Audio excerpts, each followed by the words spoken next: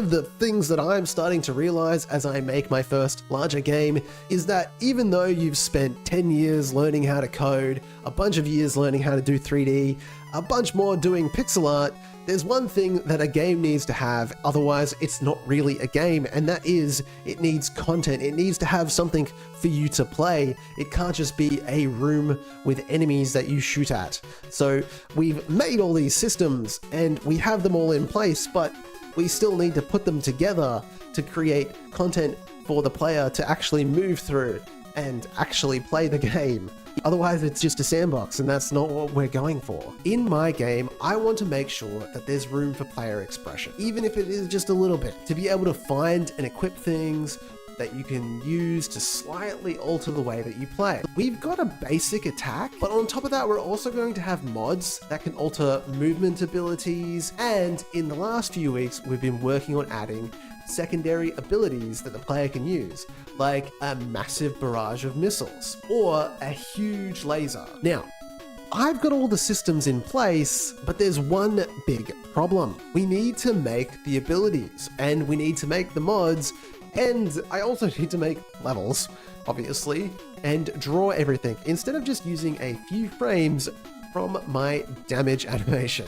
So our next goal really is to build out the levels. We need to do some additional animations and maybe add one or two more abilities. We also need to make a path from the start of the game to the first boss so we can really start to get a feel for how this game works as a Metroidvania, rather than just a room with a few enemies. Then I should be able to have something that I can put together for you to play and tell me if it even is any good as a Metroidvania. If you're on YouTube, don't forget to like and subscribe. We're streaming development on Monday, Wednesdays, and Saturdays, 6 AM Australian Eastern Standard Time. Hopefully, I will see you there. And here we are. Hello. We are back. It's Saturday. I'm late, but we're here, and that's what matters, right?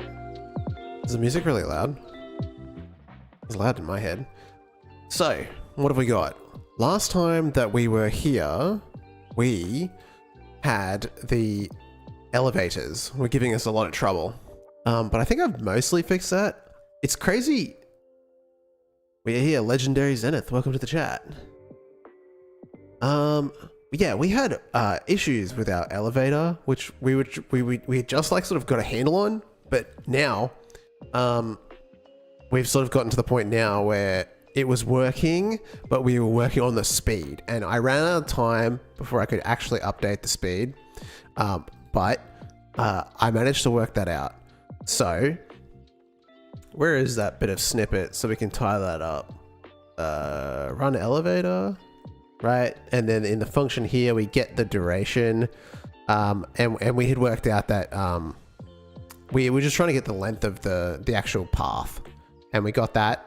And then we just didn't have the math, but you know, speed is like not that complicated as far as like a formula is concerned. So the duration is just distance divided by the speed. So once we know that, we can actually get the speed perfect, and so it's the same every single time. So I just put that little formula in, and we do that. Things are pretty good. Let's see if we can get it without bugs. I haven't tested it since Friday. I mean, whatever day it was. So now when we press the up button, we switch. The guy moves up and down a little bit, but like, I don't think there's anything I can do about that. It's just a sort of Godot physics. You're following the FPS tutorial as a beginner game dev, and you've made a pretty decent game. Nice, dude. Oh yeah. Even Steven, welcome to the chat. I need to change this to live chat. I can actually see everybody's chat. So yeah, now it's working. And I think you can call the elevator as well. I do want to have like some kind of visual indicator to tell you that you can actually press the button, but maybe we'll leave that for later. And also I've been thinking about this, like when you press up, the camera pans up or down. If you press up or down, there should be a time delay on that, because when you like interact with stuff, like the camera shifts a little bit. But yeah, now we have elevators. And they work. I've been thinking like, oh man, we could like, I could make like a really nice elevator now that I've like dove into it. Cause like mine is kind of hacked together at this point. Cause it's like a mash of like the different things that I've done. You know, but it could be a nice one.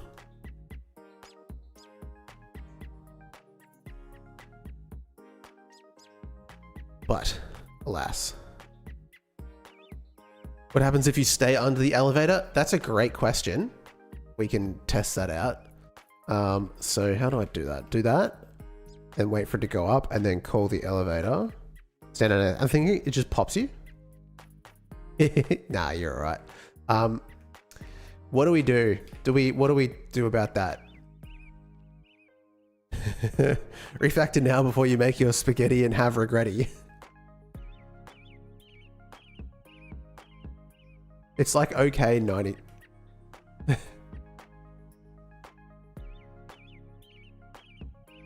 I want a nice elevator. Thanks, Sam. What's gonna happen? Yeah, it sort of just pops you. It's not the worst thing in the world. It's crazy something like that would actually take so much effort. But yes, I was thinking about it because the way we're doing it, right? With elevator music. The way we're doing it, right? Like let's, if we actually break this down, let's get rid of this.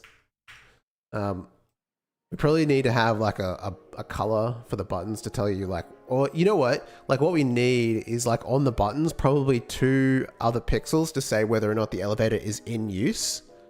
If you add sound effects, it becomes a nice feature. Yeah, what was it? I was playing the other day, Mio Memories in Orbit. Like that game, if you stand underneath the elevator, you take damage. It's actually brutal. So you can put like a hitbox right below this, and I guess if you get hit by it, then like GG's, you get reset. Although that wouldn't work in my game because the reset location is the last place you stood, which would be right underneath the elevator. So I don't know, but yes, we have, what I was thinking basically is how this could work better is right now we're using an array for the button positions, but like a direction might actually work better. And what you could do is when these guys send out a signal, it basically looks them up in the dictionary and gets the position from that rather than the current way that we're doing it, where we're just sort of storing them as floats. My friends are doing a school project, game jam sort of thing. At high school, we're making a Metroidvania that's ocean themed. Nice. I was learning about one the other day called... Oh, geez, I don't remember. I want to say Porto, but I don't think that's correct. I don't know. Yeah, it was like ocean themed and people loved it, but I was looking at it on my phone, so...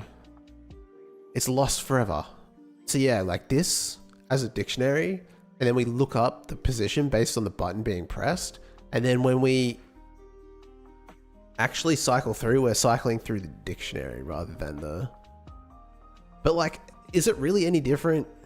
You know, because like if you cycle through a dictionary, like if this is actually a dictionary, like flaws, I guess you could call it, as a dictionary. That is of like... what are these? Are these interactable buttons? They're a class, right? NA Games, welcome, welcome, welcome. How is your evening? Because I know it's late for you. This is an interactable button. There's a dictionary.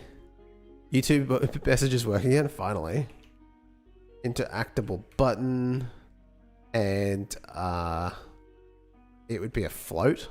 Like the actual position in the world. You don't type is it lowercase? Yes, it is. Okay, here's like a valid question. Why are some uppercase and some lowercase? Like genuinely, I don't know. Is it like, say like int is lowercase, string is uppercase, and float is lowercase? Is there like a genuine reason for that? Like somebody with more experience can probably explain that to me. It all collapses back into arrays when it's compiled, not that you have to worry. Yeah, I mean, I'm not particularly, it's more just like from like a concern of understanding what's like from a code readability concern, I guess. Like, because at the end of the day, you're still just looping through positions. Base types are lowercase. No real reason. Okie dokie. We'll just roll with it. Casing patterns are a waste of time. Just go with what your brain knows immediately. I had to learn Godot casing because when I made tutorials without Godot casing, then without following the rules of Godot, people got mad at me, so I still do it wrong. Like the FPS course that Legendary Zenith brought up, that is that's a mess of casing. Absolute schmozzle.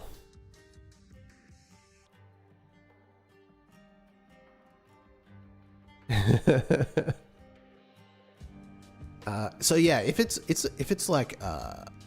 a dictionary, like what fundamentally changes when you get the signal in, when you request the elevator, you're rather than just passing in the index. Thank you, Soy Boy Entertainment. You get the index, and that's really it. Like you still just do that. What changes here? I'm trying to think if there's like a genuine benefit or if it's just from like, oh, it's gonna look nicer. And besides, I kind of feel like I'd have to start from scratch to even achieve that, because this is like kind of a mess at the moment. When I started, there was no lowercase. Everything was screaming at the compiler.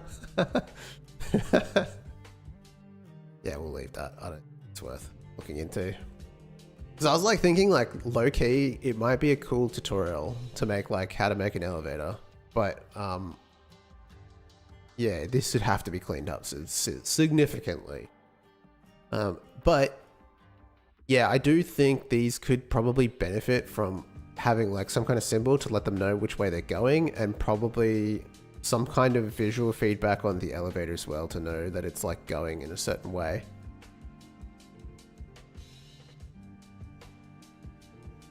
Probably. So like when, so if we look at this, right, this is just a pixel. Map making worksheet. I don't think I ever saved it, so I'll just go new file.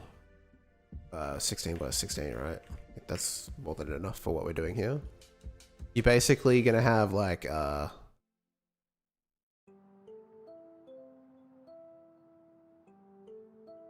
one. Like kind of a gray. It's essentially, yeah, just like this. Actually, maybe make it like 2. And it's, does it go,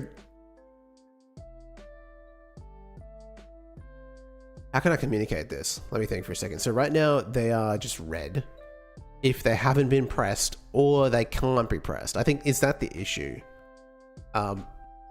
What I need is another state within this sprite, because like red, you can't press it. Whatever, neutral, it can be pressed. Green, it's coming to you, actually.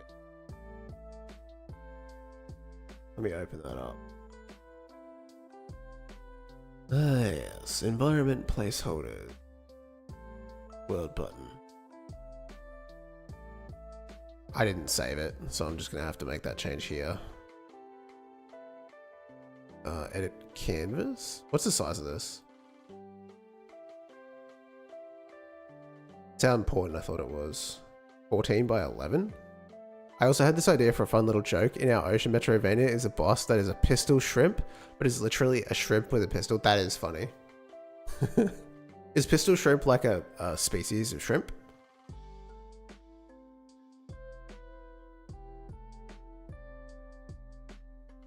Width 28. So we got to add 11. So what's that? 39.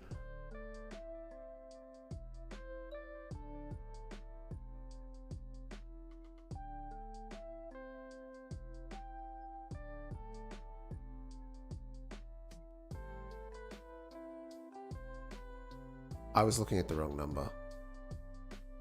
14. I'm going to add 14. A traffic light is a good little exercise. If people are heading, if new people are reading, make everything in code. Don't touch the pixel editor for that exercise. Procedural texture, change it from code. That's cruel. Don't make me do that. Sprite size, canvas size, plus 14.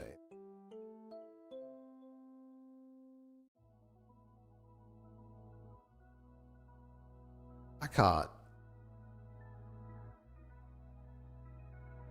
Well, I can, I really don't want to. Okay, what's the color for the neutral? It can be pressed. I guess we just make it like empty. Maybe even black.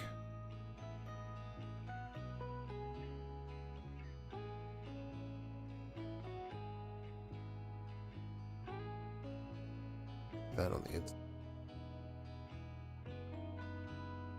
No. Wait, that's not showing up. No problem. That shows up different in the chats that I have opened. Like, it says NP. It gets translated. Does it automatically translate the typo? Bone Circuit, did you type NP or did you type no? Auto translate.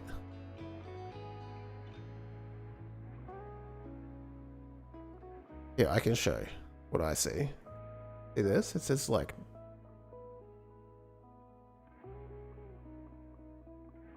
I didn't know you could do auto translate. That's kind of cool. That means like people from other places can like type in. Also, like I'm noticing an inconsistency here with these colors. I thought eyedropper tool was I. Yeah, did I not press it?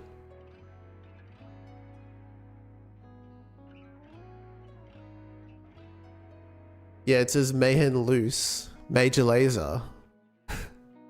Major Laser is Mayhem Loose. Why is that? What's the deal there?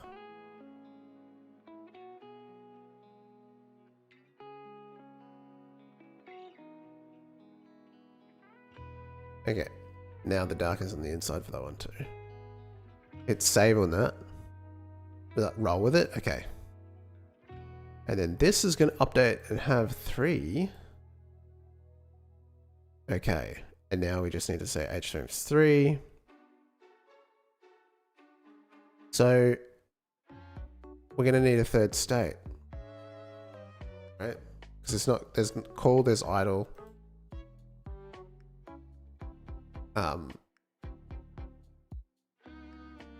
What's the term for a button when you can't press it? Disabled?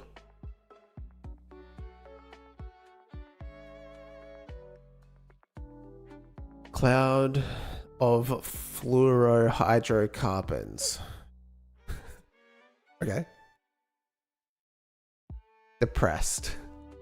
No, isn't that when you've pressed it?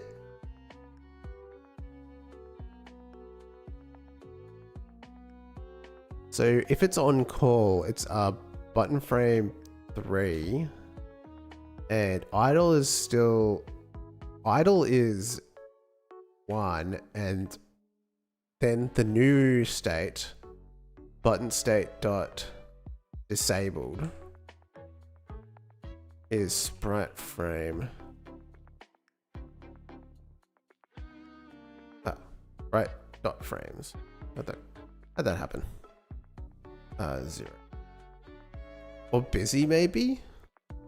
Activated, you need your own nomenclature so there's no cognitive friction. My middle name is Cognitive Friction.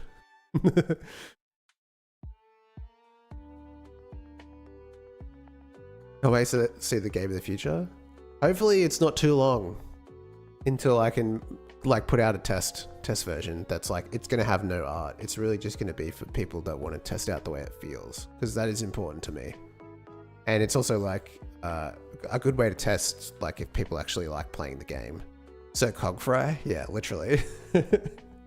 Okay, so if it's disabled, it's gonna be red. If it's idle, it's the blue-ish color. And then if it's being called, it's green. So now idle is that. So when it's disabled, It's funny because like the buttons don't really do much. like when you interact with it, it literally does nothing. But it has 3 states depending on the state of the elevator. So stupid. Oh well. It works. So how do we communicate that? So when you press the button, it says call. It's being called, right? When this finishes, I think there is a set button state idle. Set button states as active. Can we change the name of that to idle? It controls them, basically. I need one for set button state disabled. Set button state disabled. I mean, I could also like have a function that says set button state and we pass in what it is.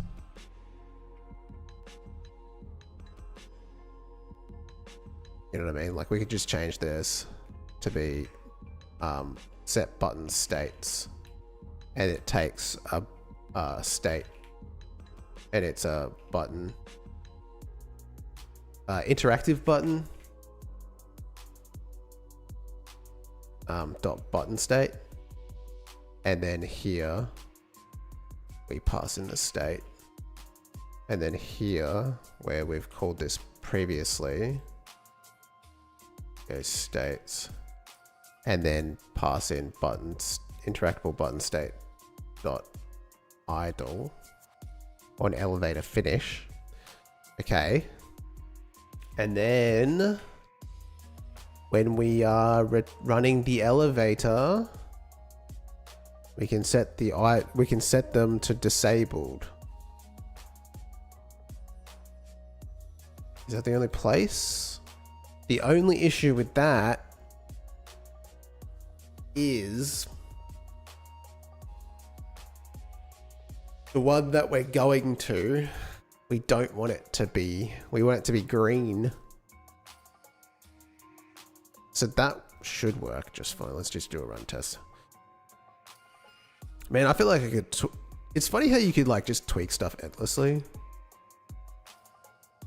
Now it doesn't work at all. Oh yeah, it does, because they start off in red state. I need to change that.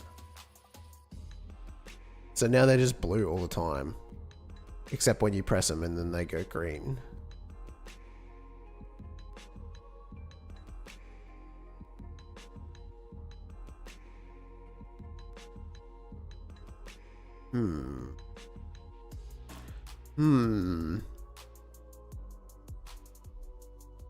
So yeah, I guess we get the interactable button here and we set its state. We can loop through here to set them, like when you request. Actually, it's really not that, you're not going to see, like, let's be real, like if you're pressing the button, you can't see the other buttons. But I suppose you can also say like, you can say if request, right? And then you can say for I in interactable buttons, then if I is equal to interactable, oh, okay, hang on a second. We are not doing this loop correctly. Buttons, interact buttons, interactable button. Okay. We're fine here. If it's equal to that, then you continue, right? You don't operate on that, but all the other ones, you set the button state to be disabled.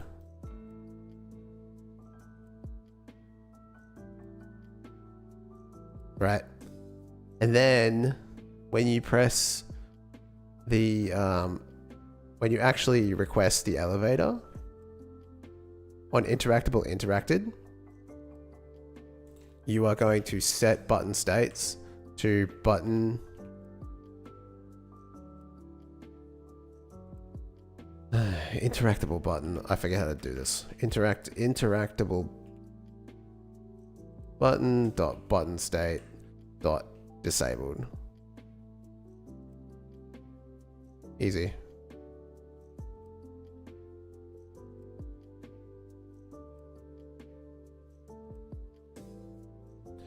And also we need to set them up so they just start to be, so now you can't press it and then it'll go blue, you know you can press it. Oh no!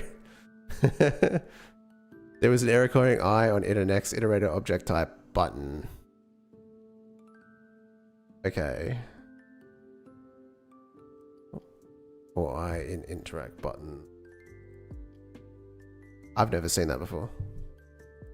There is an error calling iter next on iterator object type buttons node 2. I have a list of words that are opposite in my OCD mind, wants them to be the same length. Get set. Oh, that's an interesting one. That can be hard sometimes. You know, you're not always going to find the right word. I hate naming stuff. That's like my biggest weakness. I cannot name variables for like the life of me. And I don't care to sit around thinking about it. It kind of annoys me. So I just pick a bad name. Does it come back to bite me? Sometimes. You know? I don't know why this bugged out. Or I in interact button. Nomenclature is hell. The compiler doesn't care. Yeah, I guess it's more, I think it's more important from what I understand, because I'm not a professional. Like, it's really important when you're working in big teams, but like for yourself, it's not a big deal, I guess. It's as important as you want to make it. Set button state. No, we're not even getting there. We can't even do for I in interact buttons. What did I do here? That's so wrong. There was an error calling iter next on the iterator object type buttons, no TD. The hell?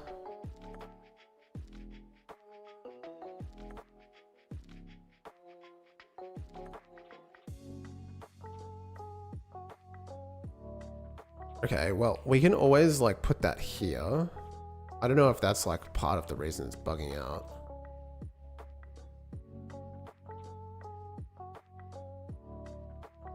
It's probably not though, right? It's just like cooked for some reason.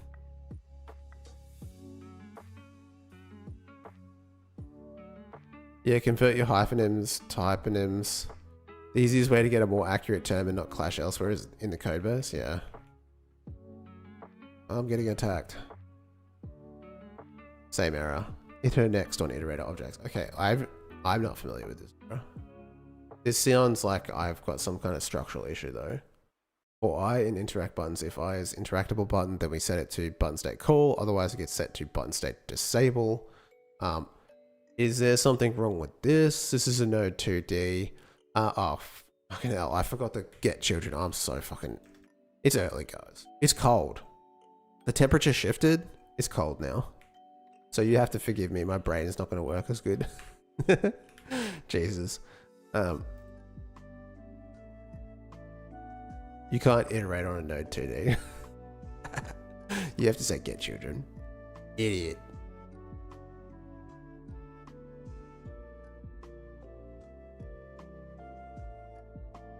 Okay, it went red. It's not supposed to do that. Oh.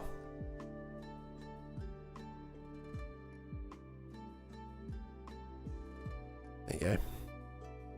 Interactable button.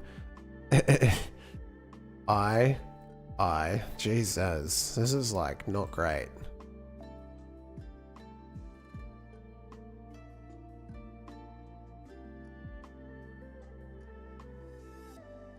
Okay. Finally. Here it's coming to you and it's blue now. And now it's red because it's in use.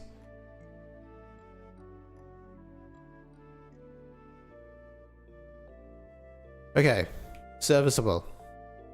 That's what we'll call this. No one's going to complain too much, I don't think. Now, I want to look at the camera. Because that's annoying me.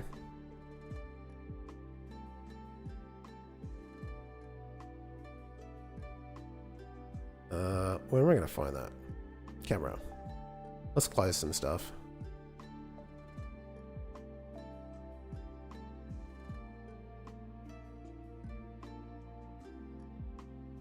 Okay, so I don't know where we're pressing the up button here. I know it's part of the camera rig. It's not a part of the... I don't think. I could be wrong on that. I think it's a part of the camera, the offset controller.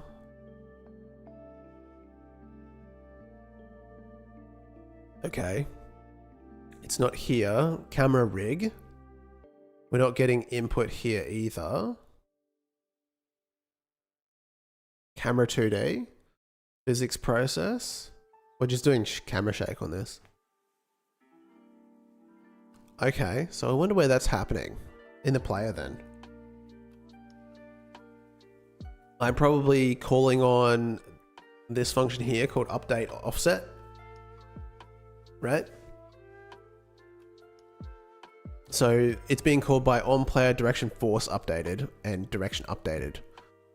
Interesting. So if I go and find that, search, find in files, find, we've got offset controller, debug, player state machine in motion, obviously. And then in the signal manager. So I guess I'm only really calling it in the signal manager. Oh, right. Okay. So it basically, whenever I press the up button, it just is getting sent there. Right. Direction Y is input direction Y. Okay. And then that just goes to the offset controller.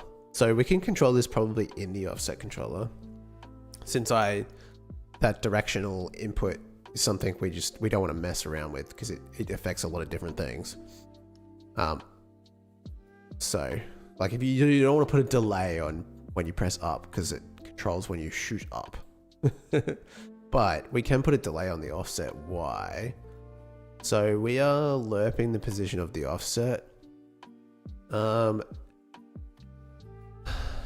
What ways can we approach this? So we can simply just put a delay on it. So if target offset.y is equal to 0, then when it's not equal to 0, it triggers some kind of like countdown, like say like a 2-second delay. And then if it's still pressed, then it activates. Something like that I think would work just fine. We could probably control it with a simple variable. Vertical offset active. And people equal to false.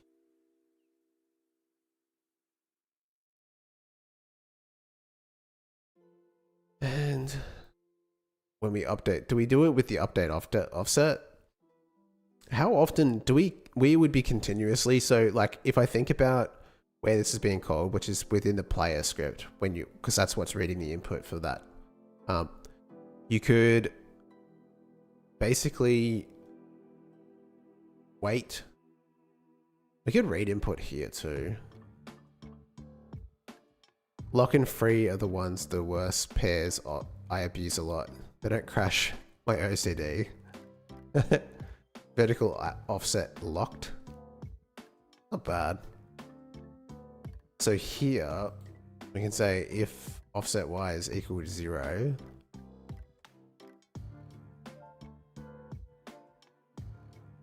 if process offset, I guess there's just like, oh, we can just disable offset sometimes.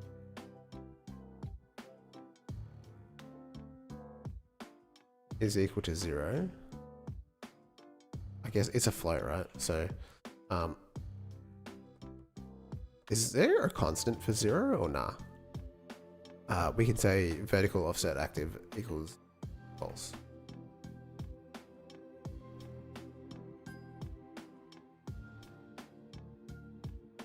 Itchy. Is there a constant for that?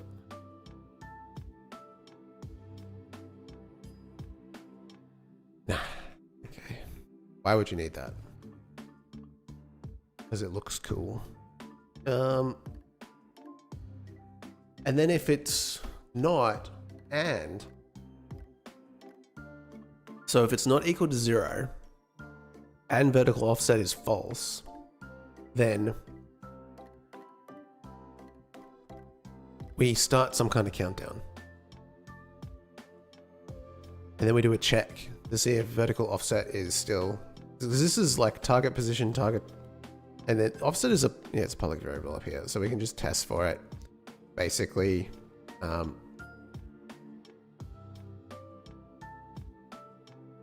we need another variable, vertical offset delay.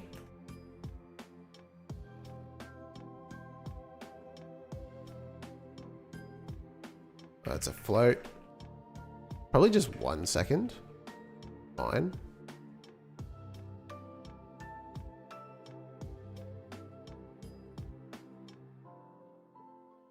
So start the countdown timer.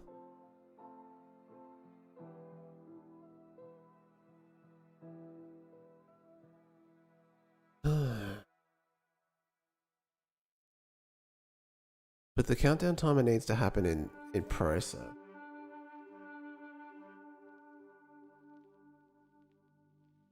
I hate putting things in process. I guess I could just do like a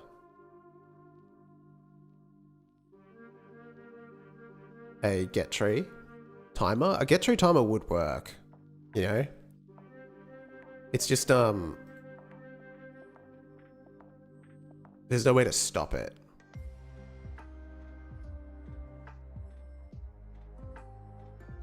Because you can say like else get tree. This is the easiest way, so let's just see if it works. Get tree, create timer. What did I call it? Vertical offset delay. Dot timeout. Dot connect.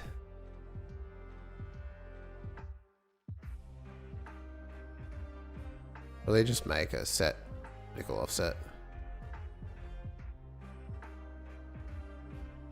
Bite you if you go multiplayer? Well, we're not going to go multiplayer, so that's not a problem.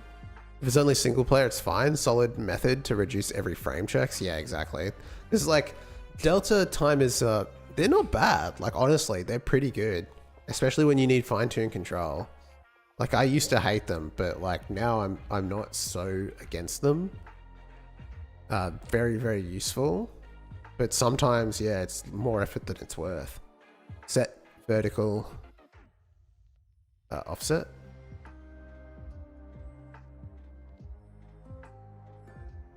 Set vertical offset active set. I don't know.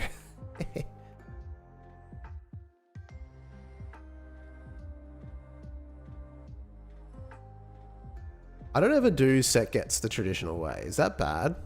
I don't really know. Like, I don't really think about it too much. Equals active. And here we can just call that function as well.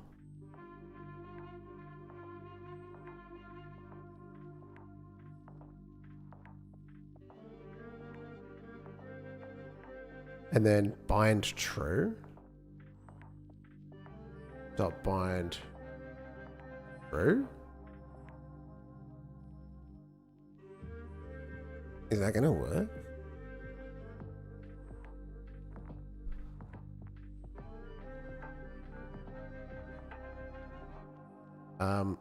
And also, like we are here, we're just lapping position. So right now this doesn't do anything.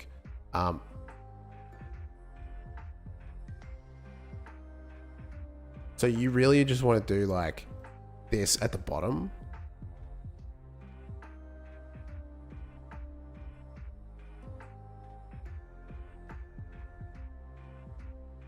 Right.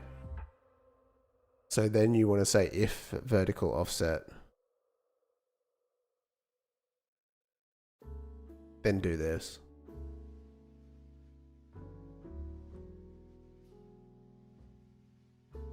I feel like this should be its own function.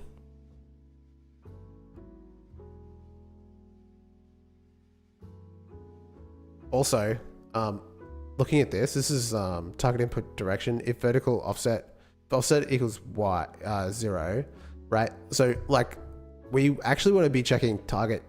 What do we got? Direction, target input direction. Target input direction is the one that we're actually. What is target direction for? It's just for X. Okay, so we actually just want to be like checking that. We don't actually want to check this. And then at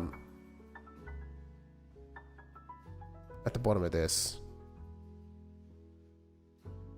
we can just say if active, what is it called? vertical offset active, then do that. Something like that. Let's see. It can be any single one of the matter. Actually, you know, it does matter because it's only going to work if you're in a place where you can do a vertical offset. Hang on a second. Okay, so the delay worked. The delay doesn't come, it doesn't return.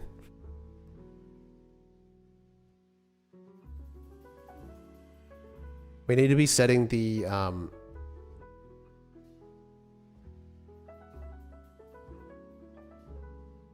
else offset y equals 0.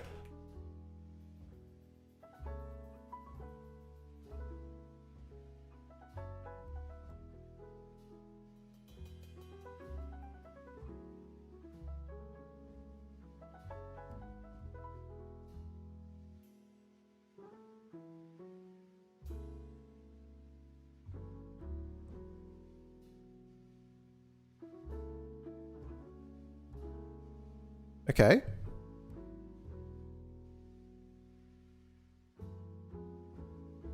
And you can like reactivate it before it comes back.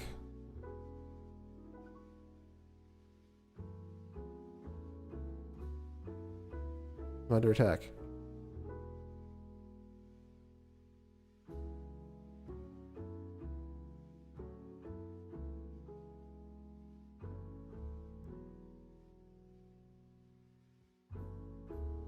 Once it gets back to 0, it gets locked in again. Not once it, once you take your finger off the key. I'm not sure if that's a good or a bad thing. It just is. I guess I'll have to see if people complain about it. And then the other, the real question I have is like, I'll need to check this in other games because I don't really know. Like, if you're running, do you want to be able to do this? So if you're like fighting, right? And then you start shooting up, do you want the camera to shift up? If you're shooting up, probably.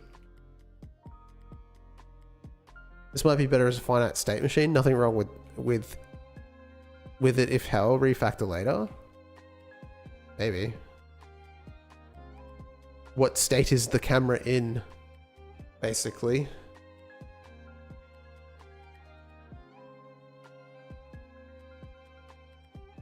Everything is state machine, right?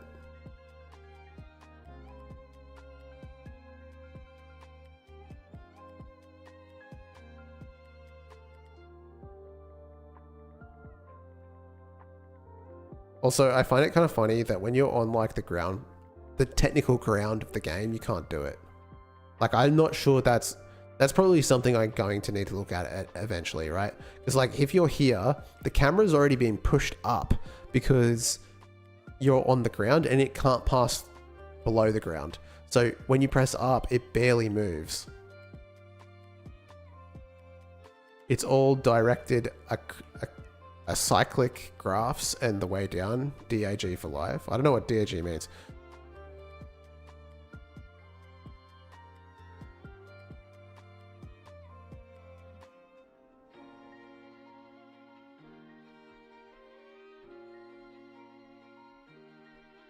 DAG.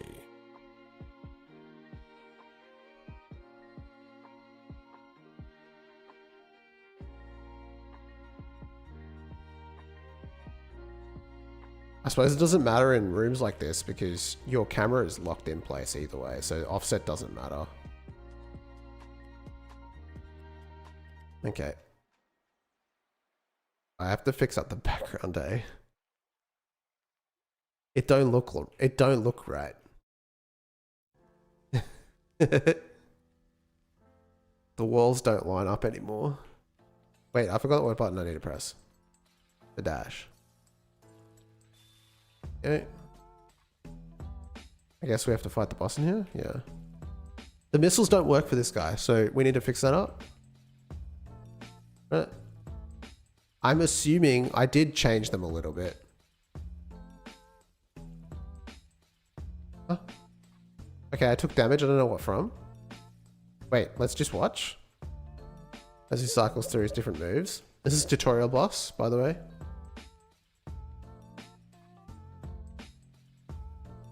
I don't know what I get hit by that.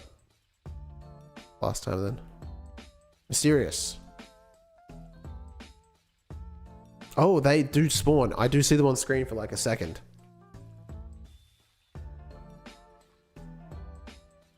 Ouch. Can't see them there. I'd say this is to do with, like, I changed the way that they get their positions. Invisible, yeah, so you can get hit by them. They're there, it's just, they're not there. Actually, I might just suicide this. Because I need to test this guy out. Let's fix him up. Let's fix him up. Okay. I changed the missiles so that they'd work with the person, with the player. But then I guess they broke how they work with this guy. But they work totally fine for the tank. The tank enemy has no issues. You know what I mean? So, I wonder what's different about him. I don't know. We got the missile here. Might as well open that script. And then also the boss, which is called Security Drone. Oh, that's the name of the room that we store him in. Big drone. Damn. He's got a lot of markers on him because we need to know where to put things, right? So we've got like missile points and all that kind of stuff. Shoot barrage is the name of it. Okay. So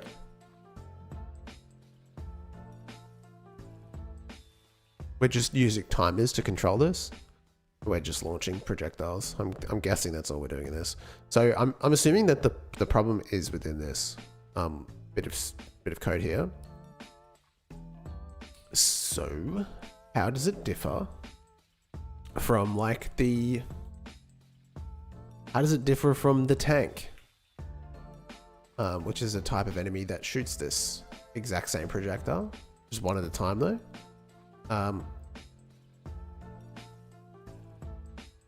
Set target layer 5. Okay, fine. Top level true.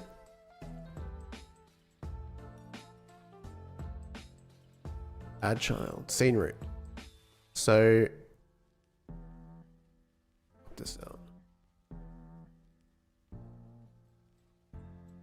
How do you get? There we go. We got tank attack, and then we've got barrage. And let's see.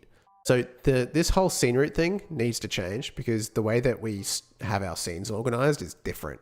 So we can actually get the scene route via the game state. Like we can just request that piece of information here because like if we just go to owner, it's going to be not right. So I think that's number one in terms of like the scene route needs to be the current scene, which is important because if you, and it's something I know that the AI, like the flying enemies do as well, when they shoot their little floating balls, like they will stick around if you change rooms because they're not being spawned at the right level.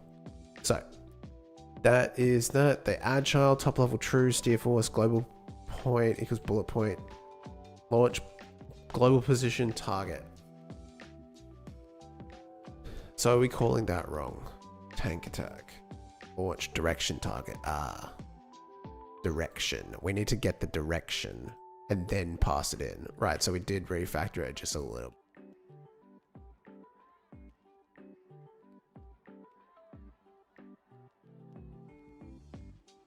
The enemy keyword still works here because it's still an enemy technically. I actually think this code is completely interchangeable because they're like pretty similar. Bosses and enemies are not that different in terms of their code structure. So I think that just works. Like enemy still refers to itself. And then bullet point is still here because it's like mostly recycled. So rather than saying global position, we're saying direction here. And that should be it. Let's see. I don't know which save chance. Security checkpoint, 0.2 hours. Can't really see him.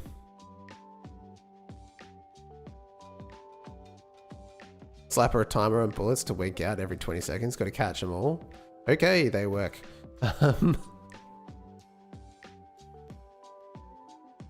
Now we can fight for real. This guy does need a touch up, to be honest.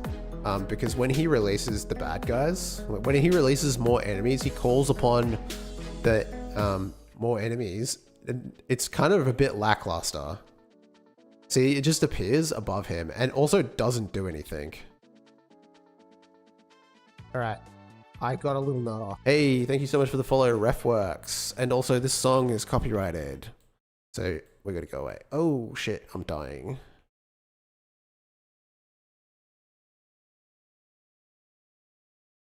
Oh, I died. Yeah, so two things. Hey, you got a rated. Oh, you rated. Crit. Sorry so much. I missed that. I was focused on this. Shout out Crit Kit. Thank you so much for the raid. I don't know why it didn't like notify. Why wasn't there fanfare? Normally it blasts the speakers and everyone gets completely blasted. But thank you so much for the raid. Hope you had a good stream. Shout out. I don't know if have we raided each other before? I want to view. What are you up to? Cozy Gamer. Not a professional. Neither. Shout out. Are we working on something? Either way. Welcome in. Okay, so what are we making, guys, for the new viewers? We are making a Metroidvania. Right now, it is very basic. Trying to make a game about cutting a tree down, basically. Yo, that is kind of cozy. Okay. Like, is it with an axe? Because, like, that's kind of, like, I haven't never cut a tree down with an axe, but I have, like, chopped wood, which is not really comparable, but I do enjoy it. You know what I mean? Like, there is something about just seeing if you can split a piece of wood. That's kind of like, in real life, that's low-key kind of like cozy. I guess, if you're a certain kind of person.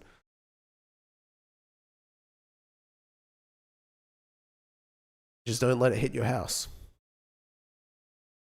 Okay, yeah, so we are making a Metroidvania. It's very, I mean, we've been working on it for 5 months. We've got a lot of systems in place. We don't have a lot of art in place. So the entire premise is you're sort of like trapped in an underground facility, probably in the Arctic, and you're just this little guy who looks, you know, suspiciously like Mega Man. I don't know if I'm going to redesign him, but, you know, we've got all the things that you might want to have in a Metroidvania. You can go around and fight enemies. You can unlock secrets, increase your health, increase your abilities. So we've added all of those things. Like you can pick up a energy. That's an energy container. So if you pick up 2 of those, you get more energy. We can add mods, which are essentially like your secondary tools, like in Silksong and stuff like that. So we can add this one, which gives us the ability to shoot missiles. When we press the S key, they will like track onto an enemy and shoot them. Not so great if you use it underneath a thing. And then you can also unlock the traditional abilities, which are a little bit too difficult to do. So I'm just going to give myself an ability like dash, for example, and sprint. and you can dash. And my crawlers are a little bit broken, but that's okay. We killed them. So yeah, we're just at the point now where we're trying to put all the ingredients together and actually turn it into something that resembles a Metroidvania, which is pretty fun. Oh, the crawler made it around the corner. But damn, this guy's kicking my ass. So we were just looking at the first boss. He's been around for a while. This is tutorial boss, but I guess it's just a robot, is kind of a little bit too easy. And the second phase doesn't really represent what you'd want it to be. So he has a charge, and you're supposed to use your dash to get over it. And then he'll shoot lasers at you, and then he'll do a missile barrage. Like he'll shoot missiles at you, and you got to move, right?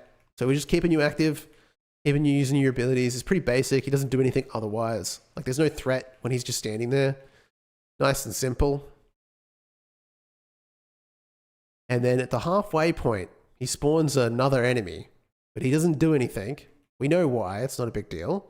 But also, there's not a lot of fanfare around that. I think there should be a state in which he goes into where you can't really attack him, but he like calls on the enemy. Like maybe he'll say something. He doesn't have voice lines or anything at the moment, but maybe he'll like say something with like a robotic voice being like, requesting backup or something like that.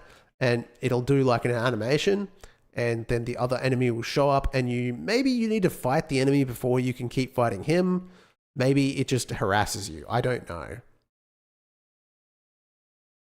Right now, it just appears in the sky, and I think that is a little bit lacking.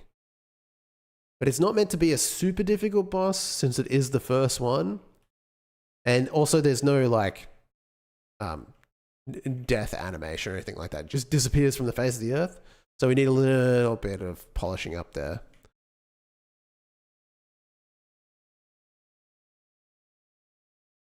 So what can we do? What can we do to polish that up? First of all, there's no navigation layer. That is why the spawned enemy can't chase you, is because this navigation layer isn't in the right spot. Let's add that in so that it can navigate around here. Just test that out quickly.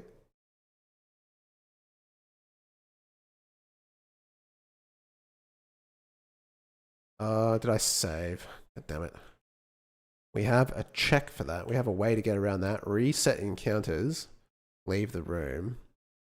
Bit of a long loading screen on that, eh? And he's back. Okay, so just hit the save. Now the enemy, we'll just get it to spawn. Oh, how fast can you mash buttons? I can't even beat my boss. Is he going to chase us? I think so. Yeah, he does chase. Are you a beaver in that tree? Oh, the beaver game. I've seen a video on that.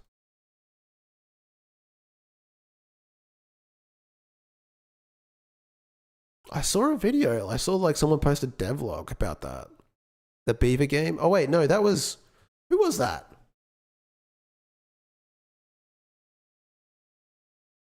Big YouTuber. I forget her name. Starts with a J?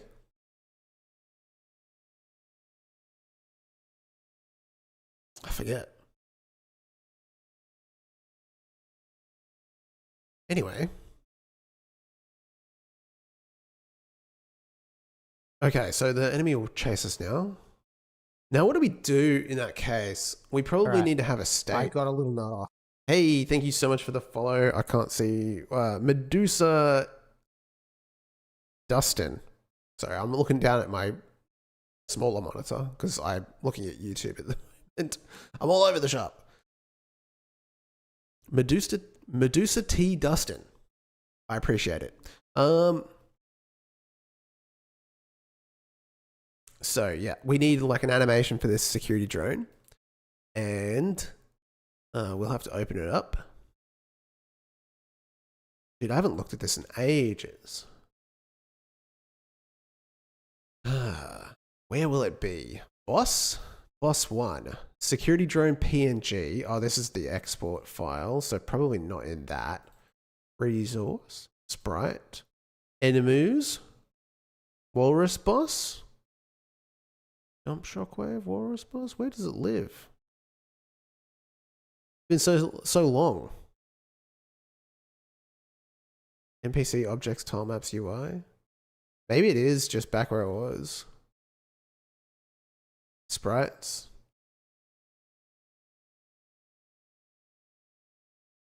Because there are some A sprite stuff saved in the working file, like unintentionally. I really should move that stuff out. Basic enemy. Walrus boss, Talbot. We're still in resources, project, assets, boss 1. Wait, go back. Boss board, security drone A sprite. Yeah, it is saved here. Really shouldn't be. Okay, so we have like an idle, right? Probably, I reckon we need something to represent that it can't be attacked while it's doing this. And then like visually,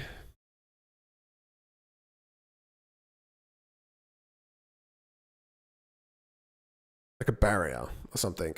Like it's kind of hard because it's literally just a square. Like what does it look like when it chopping them trees?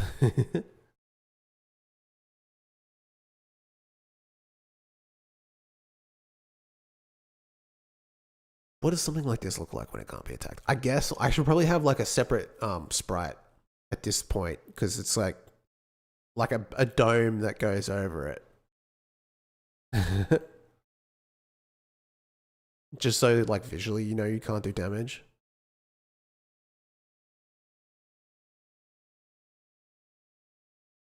Probably something like that, I'd say. I trust that intuition without context, but I know that voice.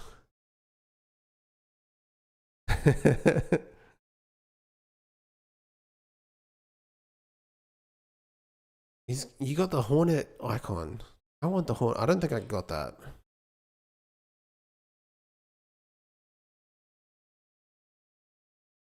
I reckon maybe it is just idle and we put up like a blue barrier.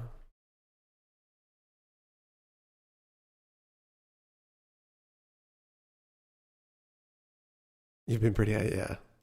Yeah, that's awesome. Okay, blue barrier, we just do like a, maybe a red barrier. Something. How big is this guy? New sprite?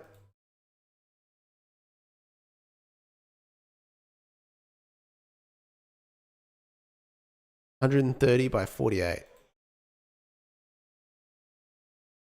I'm just gonna make it 130 by 130. So if I put the security drone, just grab him. For some reason, it's not gonna let me copy. I still haven't played Silksong yet though. And have avoided actually watching gameplay. That is impressive. Like honestly. So I'm not a poser. Yeah, fair enough. The fact that you've avoided, I mean, it's interesting the way that people like look at the game because like I don't really feel like there's much in the way of spoilers. I suppose in terms of like bosses, because like the spectacle is the boss, right? So it's not like the story is, it's okay, but like the story beats are not particularly obvious even if you watch gameplay. But yeah, the bosses and the way they move would be the spoiler, I guess, right? I went in fresh, like I bought it. I don't think I bought it day one. I don't know actually. I know I played a lot of it, right? I think I spent like 70 hours.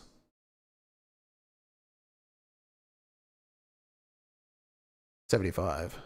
Yeah, some games aren't a big deal if you catch some things here and there, but finding out where you need to go next would be spoilery. Oh, yeah, I suppose that's true, right? All right. I got a little nut off. Hey, thank you so much for the follow, Blork. Each boss can say something in confession when they die, which can be a hint to the next level. I mean, yeah, that would be cool.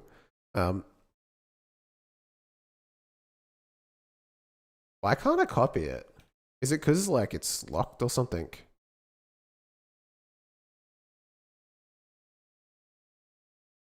There we go. That'll do. We just needed to know. I just need to know the shape of it so that I can draw something. It doesn't even need to be good. I just need something. I guess since it is a security drone, like, do we want it to be circular or do we want it to be square? Like, if I put barriers up either side of it,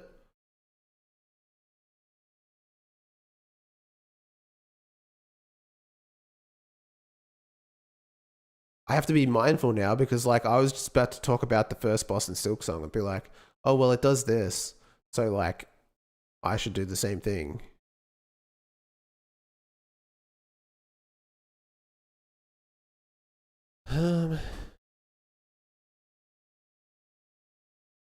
Something basic like this, I reckon. At this point, it's on me. I guess, like, I'm not ripping it off in terms of like what that boss does per se, because it behaves very differently, but it does spawn ads, like additional enemies. And like they just fall from the ceiling. They don't really, it's not like the boss does anything. You know, it just behaves normally. They just like, when it hits the wall, it falls, they just fall. They're like on your head. So that's the other thing that I could do. I could make it just like make a sound. I think the biggest problem, right, is that there's no fanfare. Now there is actually a way for us to have it come in from the top or whatever. Like if I look at boss encounters, the actual thing, there is very similar. It's very similar to a regular encounter. So I've got like a gauntlet style encounter. And so like, it's very similar in terms of that. Like what I think should happen here is like one of these spawning locations, which this one is always like wrong. You just save that. It should be the same as this one here, number 3, which is 104. So this one should be 104 instead of whatever it was. So like it would really ideally come from one of these spawning locations. I don't know if the boss encounter type has that. Let's have a look at boss encounter. So boss encounter doesn't have that. So we'd have to build it in. In theory, it's got the same. Oh, sorry. I just peeked this way out of it. In theory, you're literally working on a Metroidvania. I am working on. Wait. Wait. One of the things that I'm starting to realize as I make my first larger game is that this even though say that you've I'm working on spent a 10 years anymore. learning how to code, a bunch of years learning how to do 3D, a bunch more doing pixel art, there's one thing used to that start a with, game like, needs to I'm have, making a otherwise Metroidvania, it's like not Mr. really a Beast game, style. and that is, it needs content, it needs to have something for you to play. It can't just be a room with enemies that you shoot at. So we've made all these systems, and we have them all in place, but we still need to put them together to create content for the player to actually move through and actually play the game. Mega Man did it. Otherwise, it's just a sandbox, and that's not what we're going for. In my game, I want to make sure that there's room for player expression, even if it is just a little bit, to be able to find and equip things that you can use to slightly alter the way that you play. This is We've for got the a YouTubes. basic attack, but on top of that, we're also going to have mods that can alter movement abilities, and in the last few weeks, we've been working on adding secondary abilities that the player can use, like a massive barrage of missiles or a huge laser. Now, I've got all the systems in place, but there's one big problem. We need to make the abilities, and we need to make the mods. make a version of this for when and I do I get also rated. need to make levels, A bit shorter. obviously, and draw everything instead of just using a few frames from my damage animation. So our next goal really is to build out the levels. We need to do some additional animations and maybe add 1 or 2 more abilities. We also need to make a path from the start of the game to the first boss, so we can really start to get a feel for how this game works as a Metroidvania. rather than just a room with a few enemies. Then I should be able to have something that I can put together for you to play and tell me if it even is any good as a Metroidvania. If you're on YouTube, don't forget to like and subscribe. We're streaming development on Monday, Wednesdays, and Saturdays, 6 AM Australian Eastern Standard Time. If you're on Twitch, don't forget to follow. I will see you there.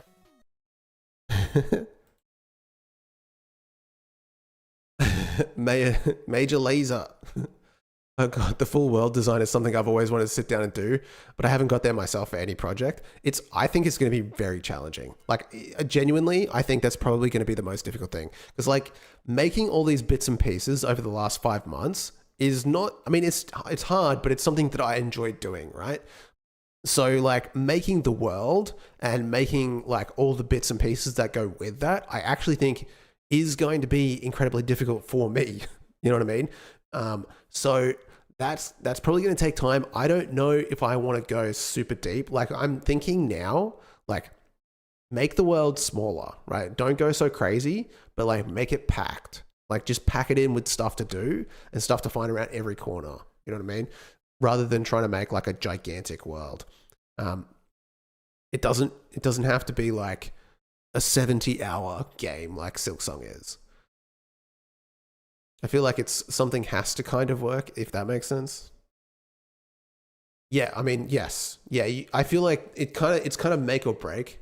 Like, I've been pondering on it. It would be obvious if it does. If it does. Yeah, I think you're right. Here's a valid example, right? I think this save version is like, yeah, we're already done here. So after the boss, we still haven't worked on this area, but it's something that becomes really obvious, right? So everything is just black, where you can't walk, gray where you can. So number one, obviously we're in a stage where there is no real art. And so in this next section, I haven't even done the level design yet. So it is just like, we're going to come down. I'm doing the path. I'm trying to work out what the path is. And so it's like, you come down here and you walk and look at this. There's nothing there. And this is like, you can't even tell that you're moving, right? Except for like occasionally flickering in the background because it's like a 3D like tile set until you get to here. Like this, you cannot ever have this. Like, and then it drops back down to like where there has been more world design. But like, even this is just me putting things together to test it out. Like, I just was like, okay, well, we need something so that I can test out the movement, so I can see how it feels, all that kind of stuff. And so you need to avoid that pretty much at all costs. There's something 2000 to walk down things. Even if you were going to do an alleyway like that, you would probably want to put like visual interest around it. Oh, there's another gauntlet here. God damn it. Kevin Lynch, image of the city talks about map being specific to the models you can adapt. I'm like reading the chat. I'm like just shooting and hoping. You got to hit that guy first, otherwise you're going to die. Talks about map being specific modules. You can adapt them to games very well. And so even if you've got like little secrets here, you can break this and it's like uppies. I don't know about the positioning of that now. Thank you, Jankobo. So yeah, we just need to sort of like work on those other aspects, obviously while working on the bosses and sort of iterating over those, because the bosses exist, because I wanted to make sure like I was happy with the combat first. Uppies would be hilarious if his arms were, that would be funny. His arms don't really go up, do they? They just sort of like do this. And sort of like, yeah, the world and the story do matter a little bit, but like I'm trying to focus on the fundamentals first, make sure that the overall gameplay is fun, like the moment to moment gameplay, and then like the world. People only care about the world, I think, if they want to play within the world. Like you could go and you could make the most deep lore ever, but if the game is just like you walk and you press a button and then something happens, I don't think people would really like that. Maybe some people, it just depends how it's presented. Which right now is just like red blocks. So yeah, we're trying to work out how the security drone, what I've learned in regards to visuals, people need to like, yeah. And I don't have any visuals. We are not crossed that boundary yet. Okay, so best game ever, but visuals, yeah. You should do what every indie game dev does: steal from Pizza Tower and Hollow Knight. Well, I am definitely stealing from Hollow Knight. I don't know. Well, visually I'm not, because I'm doing a pixel art game, but Pizza Tower? I haven't played Pizza Tower. I probably should, eh? Add that to the wish list. Okay. So yeah, there's no boss encounter has the ability. We don't stay still. Yeah, inspired by. I mean, everything is inspired by. Pizza Tower is great. Yeah, I should check it out. Okay, so yeah, encounters have these like objects. So when you see me do an encounter, the enemies come from these different locations, right? So the boss encounter with the security drone should do the same thing. A lot of fun stories and things happen. You get a huge inspiration. Okay. So how does the boss encounter? The boss encounter is is inheriting from encounter, right? It is an encounter. So like in theory, we should be able to spawn an encounter. We are overriding that, right? On encounter, star point entered, boss defeated. So we can spawn an encounter. There are two types of mindsets: architect and chef. This is the chef method, where you don't spend days organizing before you start. Both are very acceptable method. Games are combos of both. Yeah, I'm definitely on. I think I'm on the architect side of things, right? Like I'm building out all the systems and then I'm going to work out how to put them together. I don't know. Yeah. Or is that chef? I'm an idiot.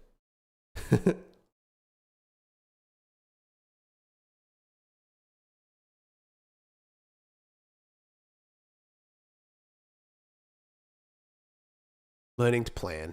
Yeah. I guess I'm a mix of difference. Like I know what I'm trying to do, but I don't have like a written down plan exactly. It was a lot easier when none of the systems existed because I just had to build the systems, but now it's like that's kind of done now. It's like make a game. Spawn encounter. Okay, so funny how that scales. Architects spend days in spreadsheets before touching code, prepping forever. Blah. Dude, I spend enough time in spreadsheets at work. I don't need to spend it here.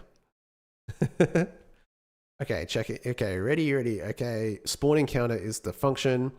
We spawn marker find child. We need an encounter list.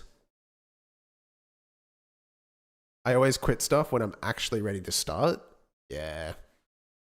That is a common, that's something that I did struggle with in the past. Okay, so spawn encounter, enemy defeated, wave counter erase. If encounter is encounter, okay, so this is where we have to be careful. That's the Tinker prototype programming. Yeah, I do that a lot. I used to, especially. Okay, so we have to be careful with this spawn encounter stuff because we don't want this function to be called when this enemy is defeated. Otherwise, the spawn encounter will get deleted. Basically, this just checks to see if... So how a spawn encounter works, basically, is how an encounter works in this game, I should say. Not just spawn encounter, that's just the name of the function. Is we have like an array of different encounters, right? So like every time you defeat one, it spawns more. And it's just a dictionary of enemies and where they need to be spawned, right? So pretty simple stuff. And when you've defeated all of these in the array, then you're done and it just deletes itself and the game goes back to normal, right? So the boss encounter is pretty similar in that it has a boss and when it's defeated, it just deletes itself. It still has this encounter stuff because it is an encounter. But it just, there isn't anything in the array. So what we need to, like, we have everything here, but we probably need to not do it that way. It gets boring once the mechanics are set up. In some kind of ways, it just gets harder. It depends what you like, right? Like if you like doing art, I think like then it's probably something you just do art. And then the idea of having to make all the systems to make the art work is probably really annoying. Whereas like for someone like me, where I'm like, oh, I get to create an encounter system. That sounds like fun. And now it's like, okay, but now you have to make enemies, you have to make sequences, you have to make like particle effects and all that kind of stuff. And it's just like, artists are better at finished games. I agree. I think they have an edge. Anyone can learn how to code, including myself. Art is something that's just a little different. It's just, you got to have it.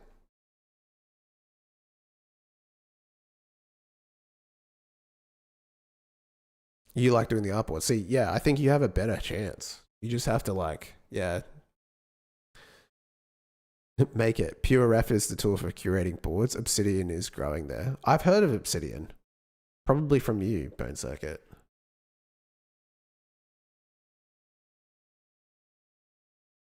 When you spend a lot of time, you feel obligated to finish it. Fair point.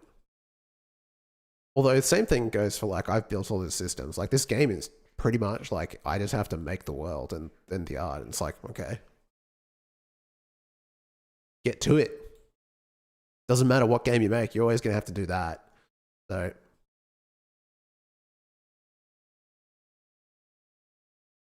All right. This boss encounter stuff. If we wanted to spawn something here, we can. Can we use the same system? I don't think so, because we've deleted the particle effects and everything like that. It just spawns randomly. I would... Something's different with the camera, but I can't tell what. Oh, I got a new one. I got a new camera. It's fancy. It's very bright. I can control it now. Check this out. Hold on, boys.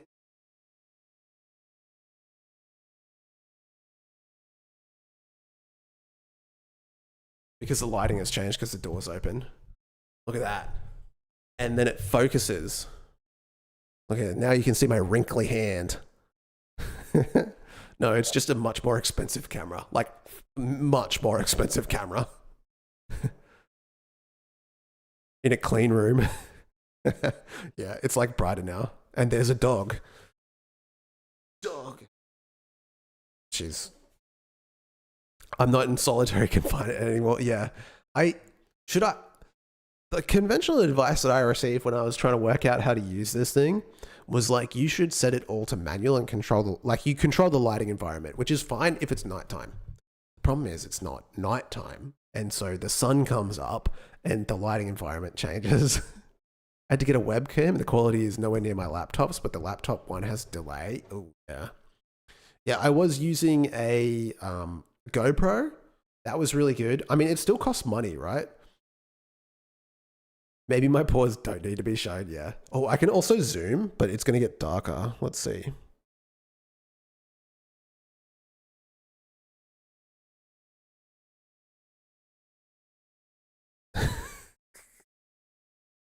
That's...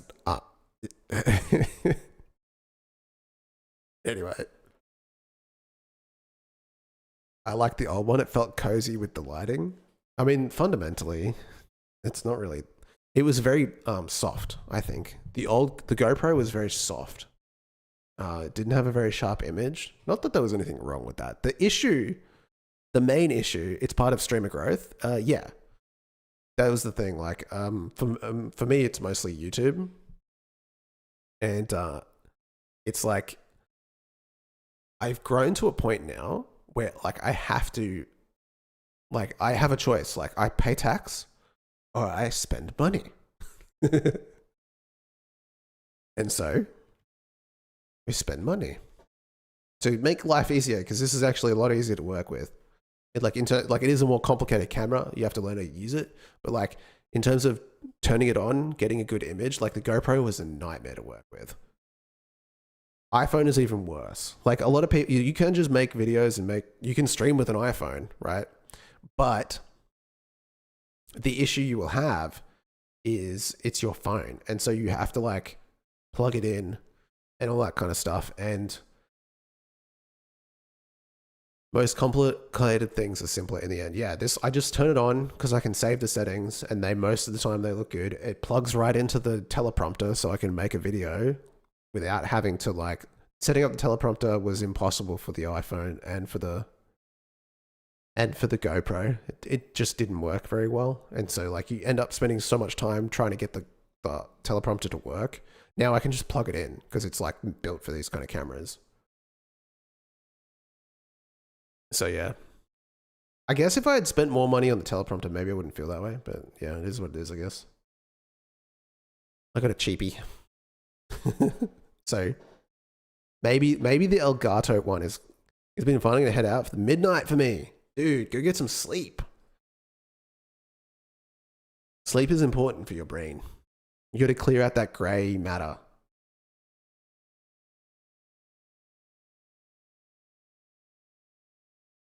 Okay. So, take Jenkapo on YouTube.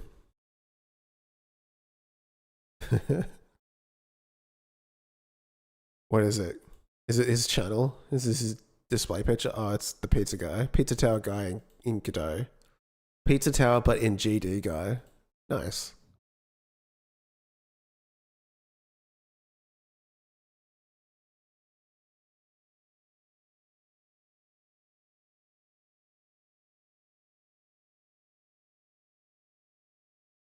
I don't know where I'm streaming on YouTube and Twitch.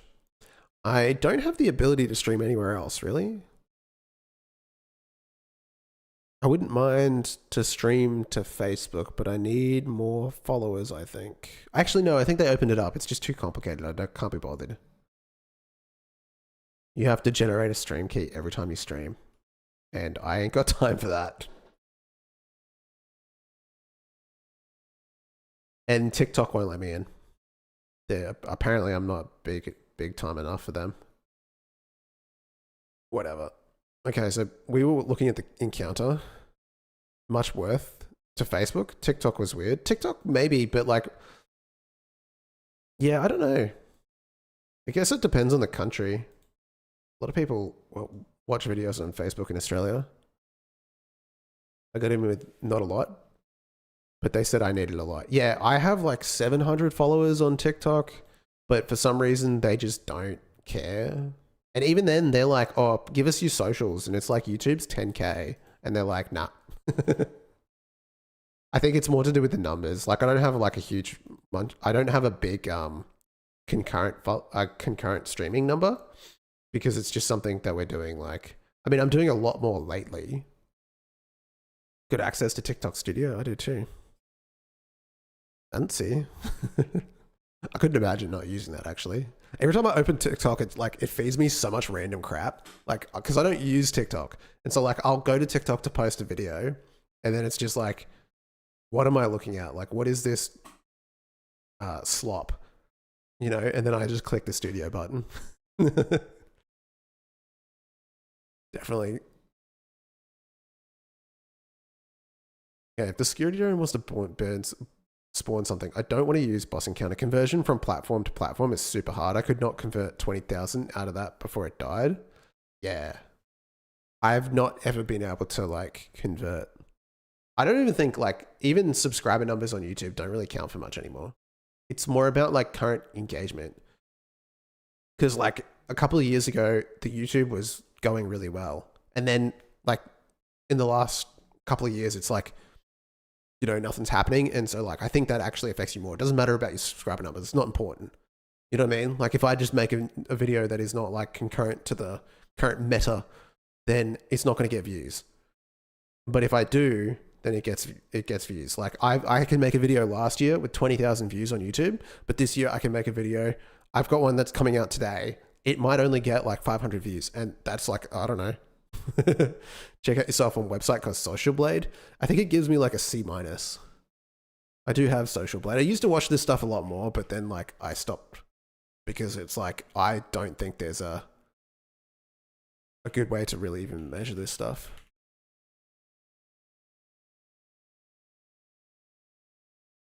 Invalid user. Oh, my handle isn't Chaff Games, is it? It's actually because I changed my name at one point. Chaff Dev?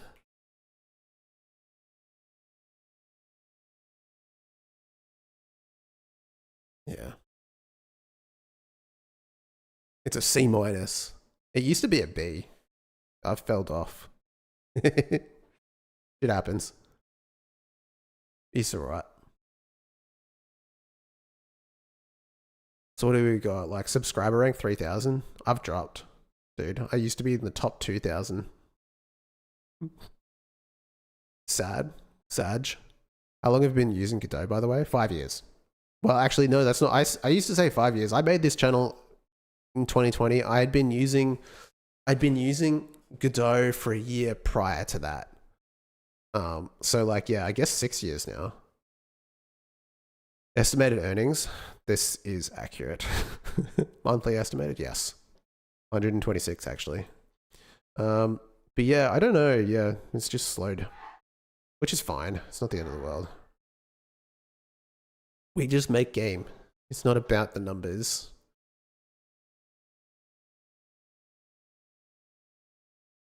Encounter start point, error anchor. We were trying to do like a spawning. It's not about the numbers, not yet.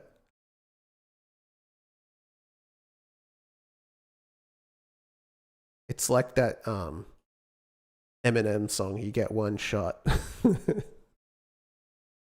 Or slap a belly, better than a poke in the eye with a sharp stick. Or slap a belly with the wet trout. I don't get it.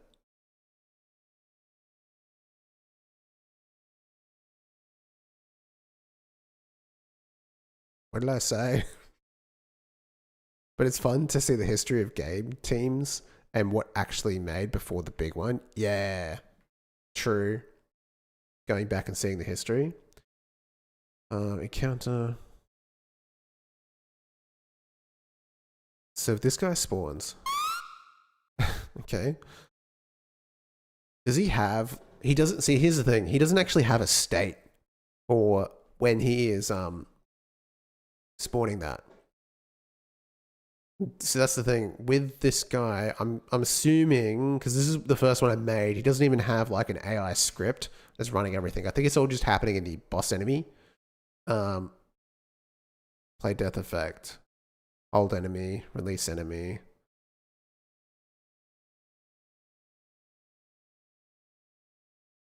Set target. Physics process. Okay, it's not that. What is controlling this guy?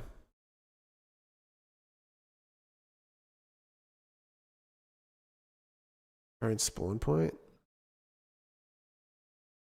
Something is calling on this. You know what? I think it might actually be the state machine.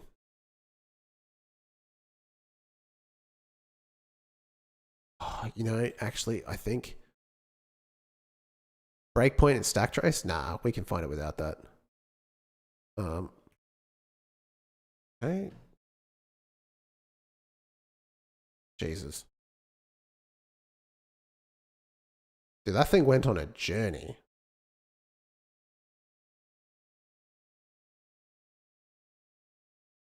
On detection, set enemy target, add state, change state. Okay, maybe I don't know. maybe I do need to do a breakpoint. Wait, no, I can't do a breakpoint unless I actually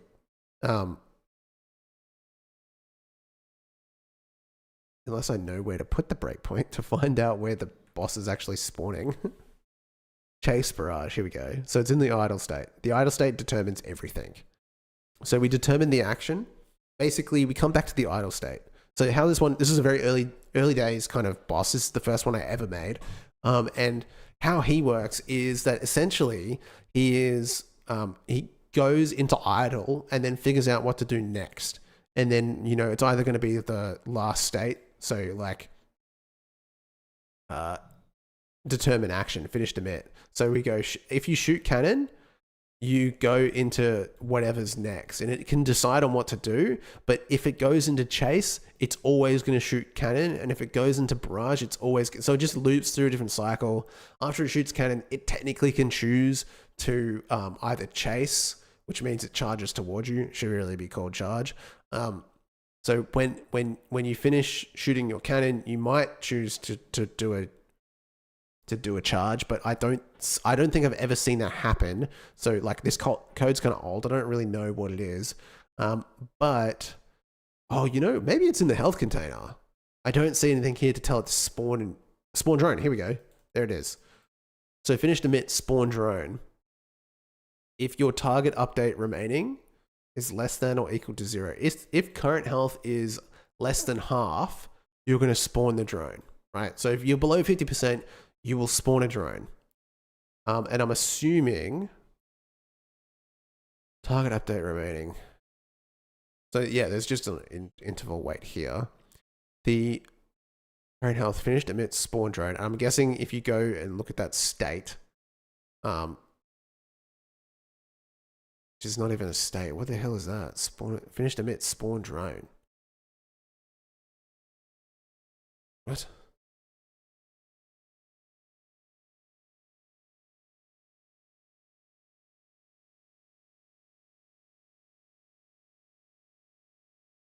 What? Finished emit spawn drone.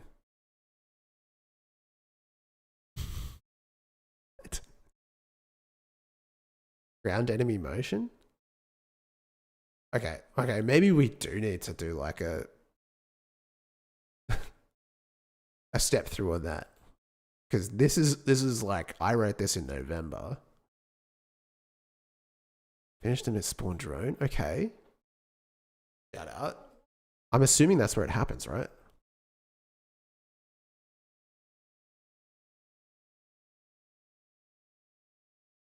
This guy's old, yeah. This is like, I'll make a boss. Because the entire point of this project was to learn how to do enemies. And then I just was like, I should just make this a game. Okay, that did not trigger the breakpoint. So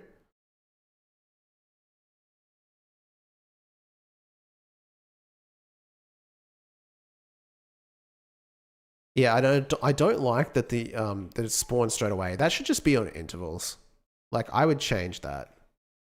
Like if you kill it, like there should be some sort of like period where you can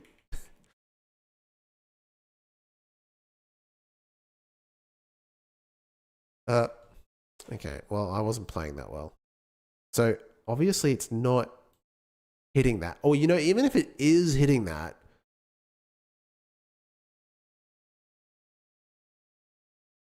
hit it again. Pressing the buttons too quickly.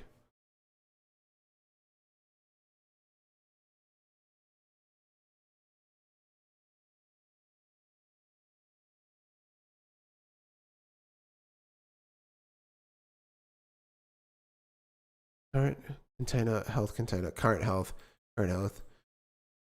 What the hell? Finished emit spawn drone. Even if that does get triggered, which apparently it isn't. I think, you know what? Check the health container.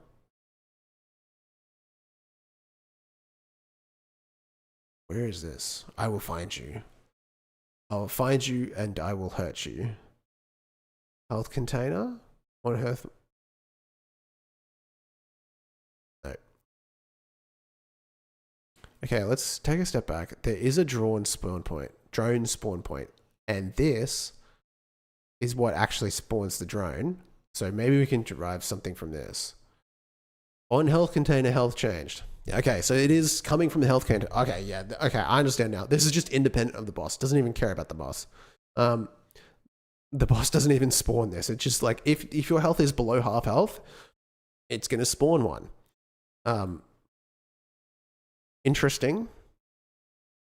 And on big drone target updated target. So it gets the target from the big drone.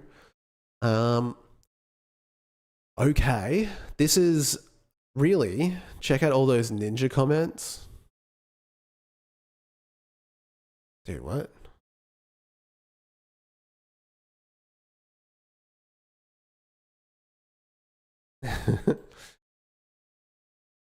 So,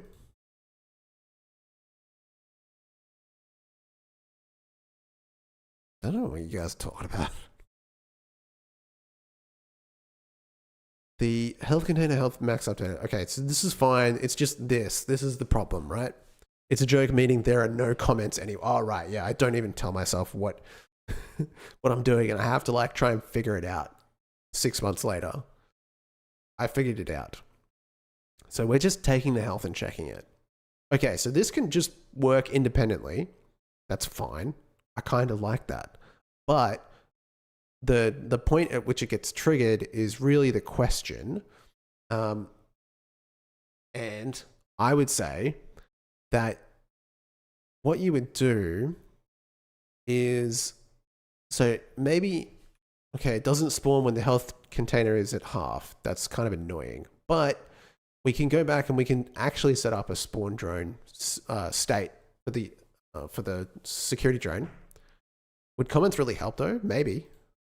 It's kind of just, you know, bad code at the end of the day, because I'm just bypassing the security, like the boss's even, like the way that the boss works and works out what to do.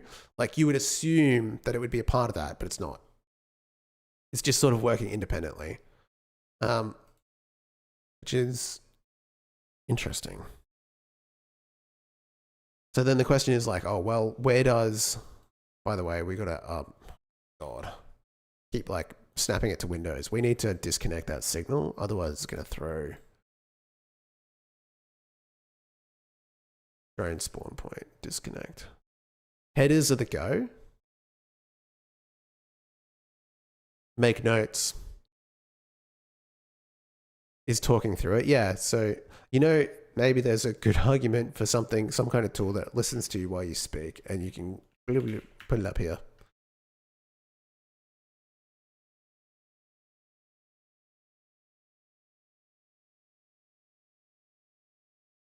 So, oh, you know what would be cool?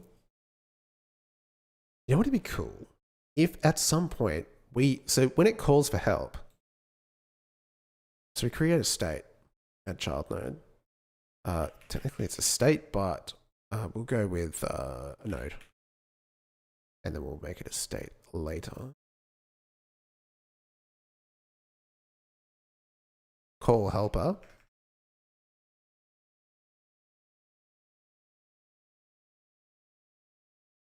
Right.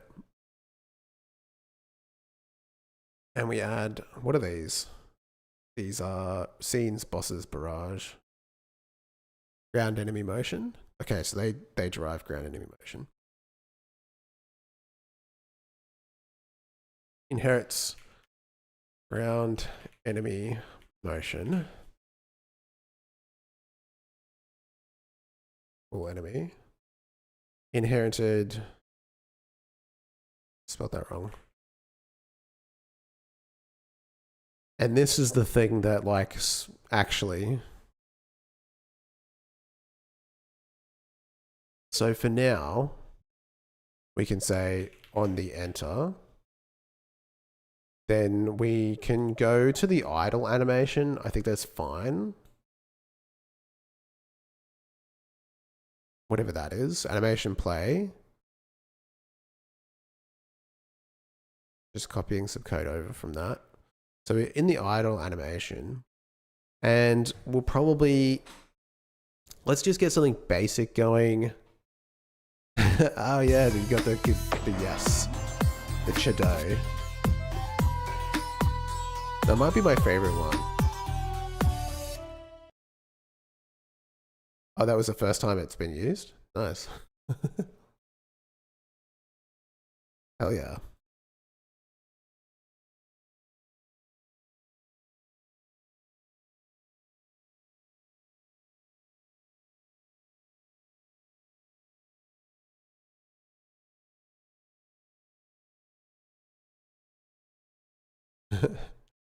Hey, we did it. Thanks for all the support. 10 out of 10.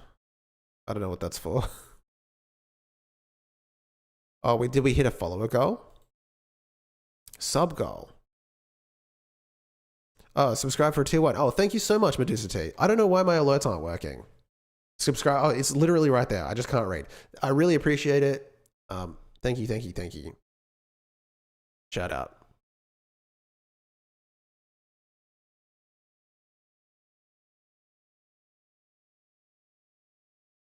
Totally missed that. First of the month.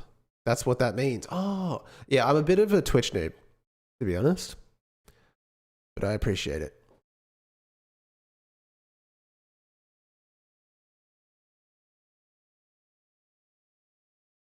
Set enter.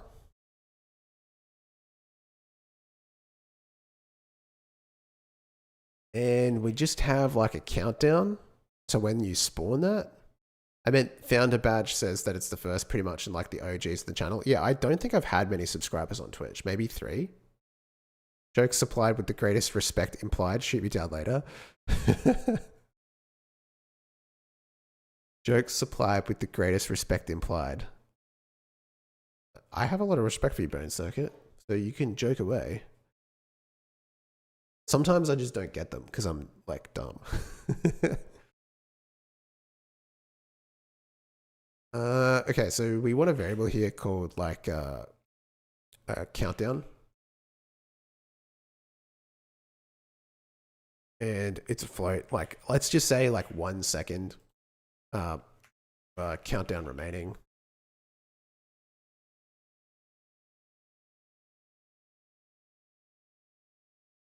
Just make it so 1 second, and then when we enter, we just go countdown remaining equals countdown.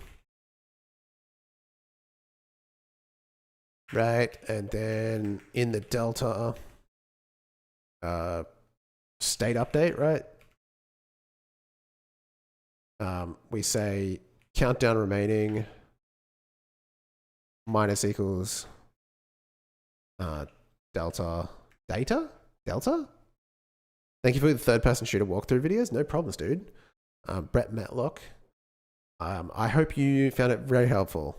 I'm glad people still... I've got something planned. I was looking at it on Thursday. I'm trying to break up my days into more routine so I can get back to like posting more regular content. And I'm sort of allotting... I want to maybe allot 2 days for that course and expanding it where necessary, because I don't really feel like it's finished yet. So I'm trying to do like enemy damage and stuff like that for that. So, because like the state of the third person controller is like, it can do everything, but it can't take damage and die. And that's kind of a part of a player controller. You know, you have to be able to do that. I've been doing YouTube for a while, migrating and mixing with Twitch. Yeah, I've been doing YouTube for 5 years. It's fine. Like, it's just a hobby. It does okay. Twitch, I only started in 2024. And it's like, I quit all the time. I start Twitch. I think May, I had to upgrade my internet because my, like, Australia is not good for that. And then I also had to wire my house, and would like help with your animation tree. Yeah, so like I started in May 2024. It started out okay, but then I kind of like, I felt like I was wasting a lot of time because I was doing it in the evenings and not working on actual videos. And then I made the third person course, and now I haven't done anything for ages. So it comes and goes in waves, just like everything when it's not your full-time job. What kind of help do you need with animation trees? They're my favorite thing. Not really. Animations is so tricky, which is why you have to like, it's just like, it can either make or break. In so, like, you just do the tiniest little thing wrong and then like the animation tree is just like completely cooked. They're very fragile little things. So if countdown remaining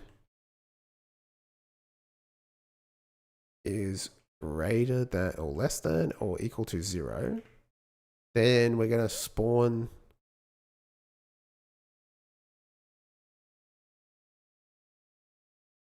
signal. One of us, yeah.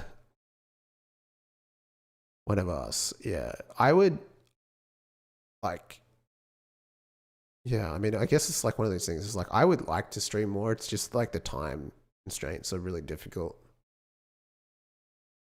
I like keep waking up on Thursdays and Fridays being like, I'm going to stream today, and I'll complete like a full day, it's like a full 5 days of streaming in a row. And then I wake up and I'm like, you know what? I'll just sleep for an extra half an hour. I get confused with animation trees because they are so confusing. I'm not sure where to begin. Which one should I use? I'm thinking of a state machine or a blend tree. It really depends on what you're trying to achieve, I think. So I prefer using a blend tree. Let me just write down this signal, which is spawn enemy.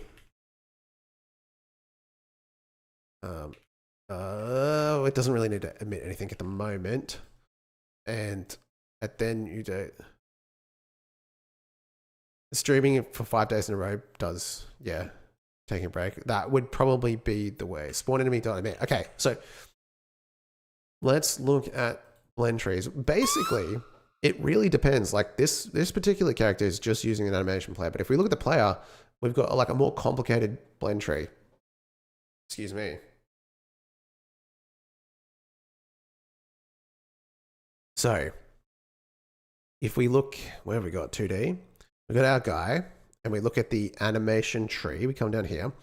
I am using the blend tree, although this could easily just be a state blend, because it is just a big list of all the different states and the animations that go along with it. I just find this easier to look at. That's literally it. There's no other reason for me to use a state blend tree or a transition blend tree, right? So I actually do use a blend state. Where is it? For idle run jump. Where's turn? So we've got idle run jump fall, wall slide, damage deal, wall fight, power up, sprint, down slam, ability, gun blend. But how do I turn? Run state, open editor. Here we go. It's in the run state. I wouldn't even know. And I do have a state machine. Why? Because they have auto advances. So if I am running, I want to play the turn animation and then continue running in the opposite direction, or I want to go to idle, right? So either I'm going to do one of those two things, and this is really good for that. So I'm going to start out, run left. If I turn right, I'm either going to go to the run right or the idle left, depending on the input. And you can put this in, and it can either be like in the advanced, you can actually put an expression down here, but my condition is no input, right? And so like you just need to set that. And I don't even know how I do that because it's been such a long time. So if I go to the turn, I'm assuming I set that in the turn state. Otherwise, what's the point of it?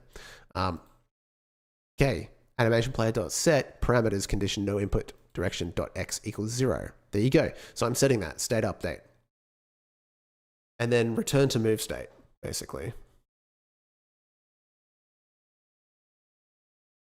So it only gets set to true if direction.x is equal to 0. And then that way, the transition is really smooth between the turns, and like you get like a little sliding animation basically. So if I get into any of these, and you see when he does like that stop and turns around, I kind of wanted it to play when you just stop anyway, but I never really was able to do that. But this is fine. You know, we get like a little bit of like extra spice. So there's a valid reason to using the animation state machine. I don't like to use it for stuff like this, where it's just like a list, because you do end up with like wires crossed all over the place. And so that's like kind of annoying. So that's the only reason I use this. They are functionally the same if you look at the docs for the node transition. We go to script, search help, animation, node, transition, a simple state machine for cases which don't require more advanced animation node state machine. Animations can be connected to the inputs. That's literally it. After setting the request and changing the animation playback, the transition node automatically clears the request. So it's just a simpler version of the same thing. If you don't need that like auto transition stuff, So state machine as just as a need for animations. Yeah, exactly. And so on the 7th day, he rested with a PSX1 and Mad Catz controller. So it was told, dude, that would actually be like, if that was church, I'd be happy with that. I would be a devout Christian. A devout, what I don't know what you call it, a PlayStation-onian. A PSX1 and a Mad Catz. I'll settle for the Mad Catz controller if this is just what you have to do on the 7th day of the week. I mean, all I'm trying to do is run around and be able to enter the aim state, lying down to sleep, enter aim, and I can shoot in that if I did run low on health. So not many states. Yeah, I mean, like I said, I would use the blend tree because it's easier. You can always add a state machine within that. Like there was a version of the third person controller, which was a transition and two state machines into the transition between them for like combat and non-combat. It's just, I decided I like this style more. That's it. But like it's all node based. So you can just add like a state machine over here. PSX was grand. Honestly, yes. Although, low key, and maybe it's just me because it's what I played a lot of when I was a kid. I reckon the Game Boy Advance was peak. Peak gaming on the Game Boy Advance. They do sort of occupy a similar era, right? Like there's a bit of overlap. I think Game Boy Advance was sort of like PlayStation 2, right? I feel like there's sort of like a moment because you can add a bunch of different things. Yeah, exactly. It's much easier to read too.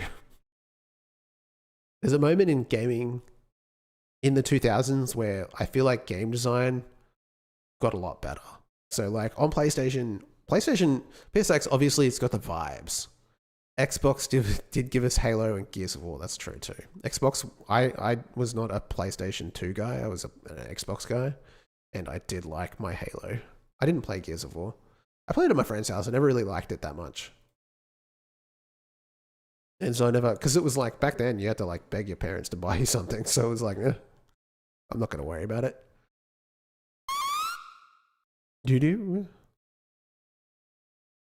Drone spawn point. I think that's when I loved video games, PS1 and Game Boy Advance. Yeah. Gears of War was 50-50 for some people. Some of us obsessed. I think the story was good, right? That's got to be the difference. Because like I would say like, oh, it's a third person shooter, but like I really liked Mass Effect. And it was mostly because of the overarching story and like the gameplay mechanics.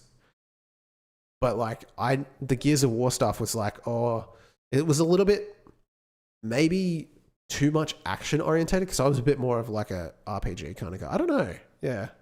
It's just one of those things where I like, oh, the guys look kind of strange. You know, I feel like you're so fickle when you're young. PvP only? Nice. I still remember like my friend showing me Xbox Live and like seeing, because like maybe it's the era, maybe it's just me, like we didn't really have computers or online gaming, so Xbox Live was like the first time I was like exposed to multiplayer on like the internet, and I was like blown away. It was like, oh, you can play like Halo 2 with your friends. Like what the heck?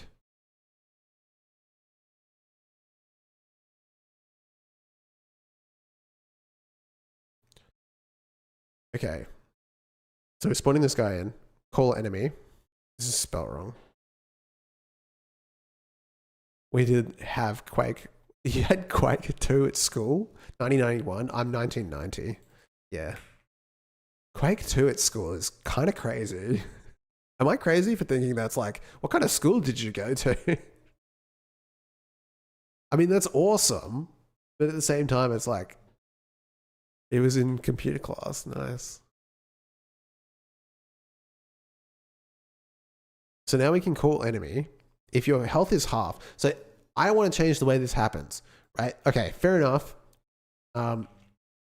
We do this. But here in determine action, when you shoot cannon, we're just going to say, like, if you are finished emit, we have to return a string. So we're just going to return call enemy. Although I think this function is kind of bugged, but we'll put it at the top. What's it called? Call enemy? Is it capital E? Did I do it like that?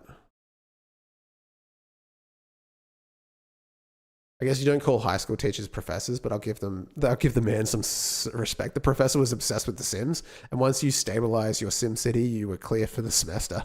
What? I love dude. How is that school? There's like, we'll teach you how to use computers, but we're really just gonna play Sim City. Dude, how? This is why. Yeah, I mean, it's funny because like it's one of those things where 100% how it went. Like people didn't have enough. Maybe it depends on the school, but like I feel like where I went, like no one really respected like computer like programming as a career path at the time, like in the thousands. And so it wasn't something that was really like presented as an option. I thought that like people who worked with computers for jobs were the guys that like did like technical help, you know, like they come and fix your computer if it's not working. I didn't realize programming was even a job. Well, I mean, I probably did. It was just like it kind of just didn't seem like a career. Like, I don't know. It wasn't presented as a career option to me. It's weird.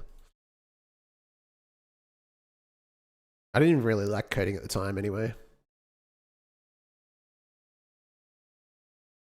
Okay, so we determine action after shoot cannon and we may call the enemy.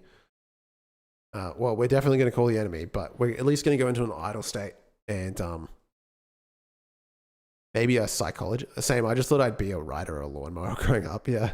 I ended up going into accounting because it was like I was also doing a business class and it was super easy. And I was like, sweet, I'll just do this. Like, this is a job you can get paid really good for. Yeah, okay, sweet. I'll take it. But then around 17 years old, I was like, oh, I can make games. That's cool.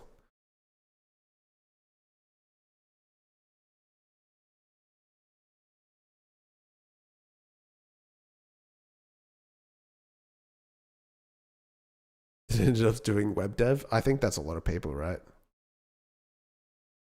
Which is fine. Nothing wrong with that. Okay, so call enemy. Does it do what we want it to? It emits a signal, and we spawn enemy, and we emit that signal to drone spawn point. How come it knows that it's the only thing that we can connect to? Oh, it's just the one with the script. I was like, what the heck? That's kind of sus. I'm returning to game dev after a 10-year cycle in my career. Nice, dude. That's awesome. I guess we just call enter. Kind of weird. Can we change the name of that?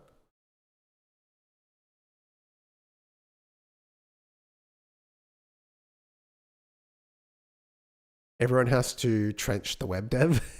It's a mandatory. I like that. Yeah, it's a bit like that. Even in finance, it's like, yeah, you have to do tax. Although I skipped. I did the tax skip. It's a difficult skip, but you can do it. It just takes a little bit of luck and a little bit of time. And then people look down on you. They're like, what? Didn't work in public? Ever? You can't be the boss.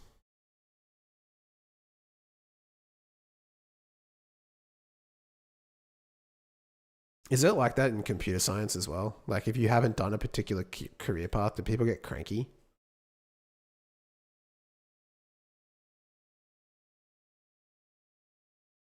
Like, what do you mean you didn't work for like what is it called? Fang?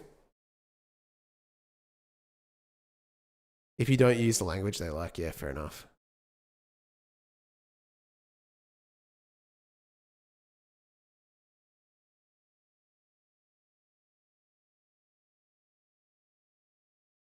Data science is a fun one. I reckon data science sounds kind of fun. But then I'm like I sort of get in the trenches with the data anyway. I think computer science has the most flame wars we're growing though.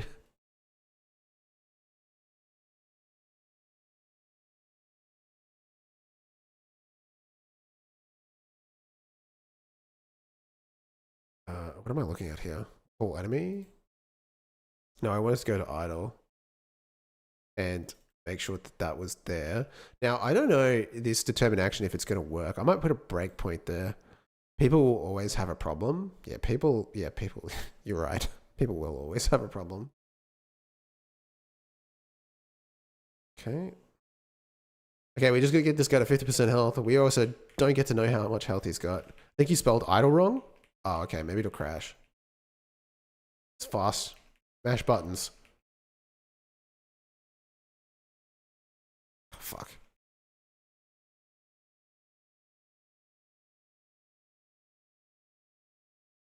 I don't think it's getting triggered, eh?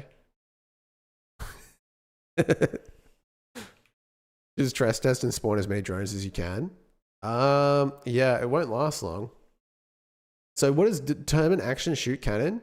Finished emit shoot cannon. If last state name is equal to shoot cannon, why doesn't this work actually?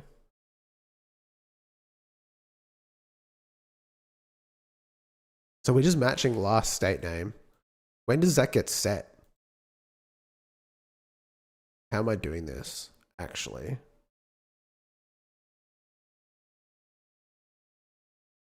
State machine must track that.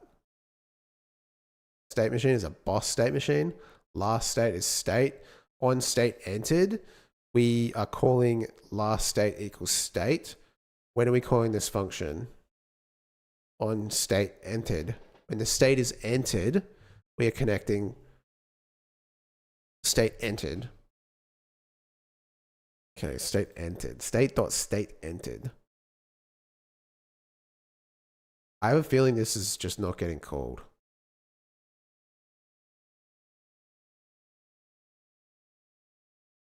State entered. It's a signal. And we are meant to emit it.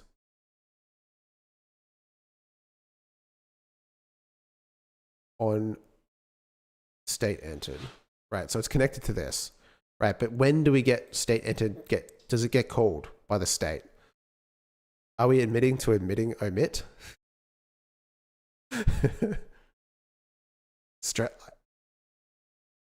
Admitting to omit? Well, we might be omitting the omit, to be honest. Like, I actually think like this is just not getting emitted. Like when we enter the state. So this is a boss state machine, extends state machine. Like I guess if we look at state machine, when we change states, do we call anything here? Like we go state.enter. And when we enter, we don't do anything here. So it would be on us to make sure that we call the last state. Otherwise, the last state is never going to be anything, actually. I don't know how this works. Wait, what? Hang on. Let's just go back a step and take a look at the idle chase. Animation state entered emit self. Okay, so we are calling that on the enter for the chase. Shoot state entered emit self.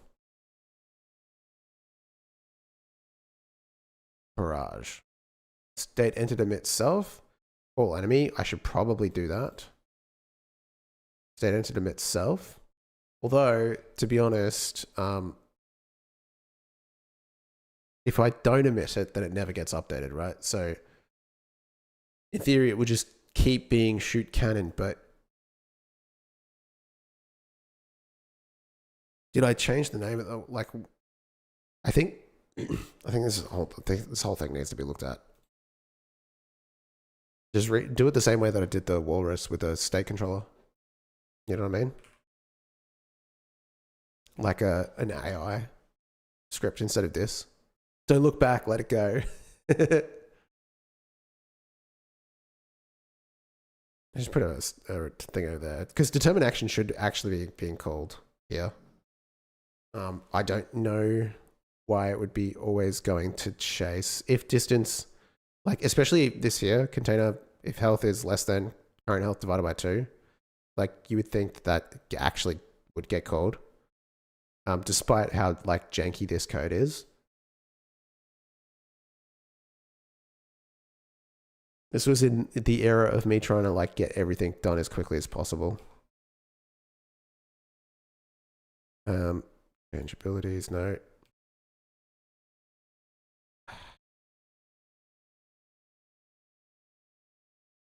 Reset encounters.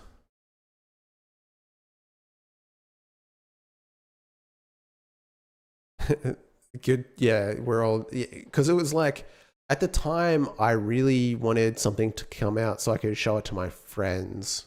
You know what I mean? I was like,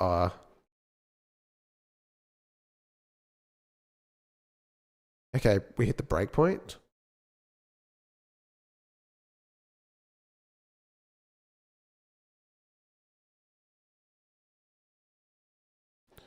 So the last is chase. So we go to shoot cannon.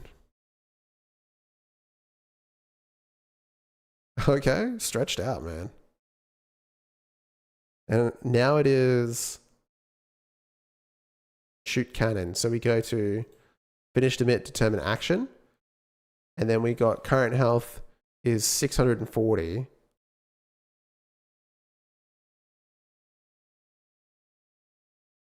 Oh wait, what the heck? What is this math?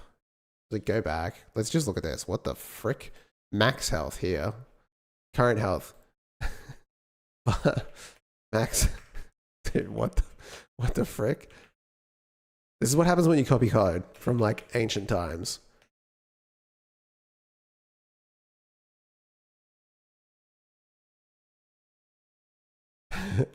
Health container. Dot max health. If current health is less than max health divided by 2.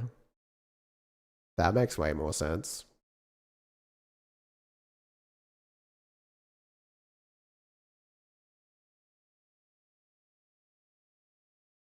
Gotta reset the encounters.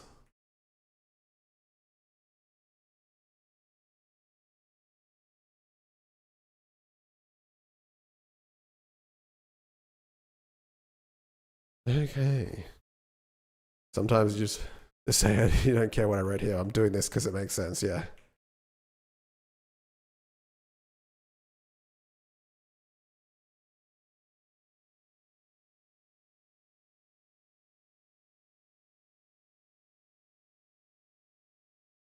Okay.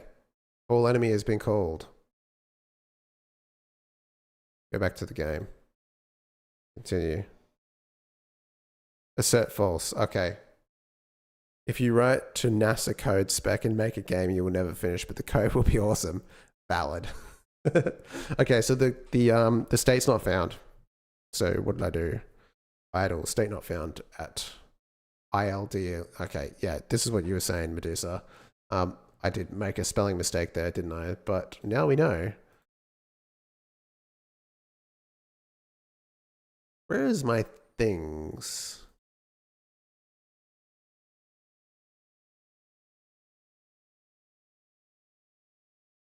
Good eyes, good eyes. I didn't call that the spelling mistake. I think that was someone else on YouTube. Oh, sorry. Sorry, I'm giving credit to the wrong person.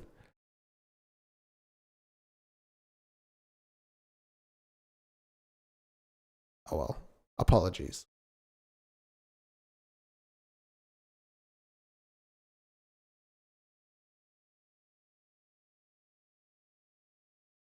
Hold.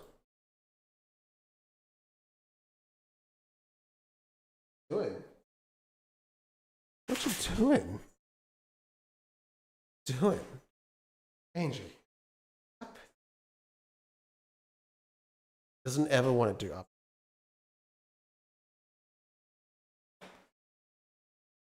She's not interested. You want to go out? Have an act. Old.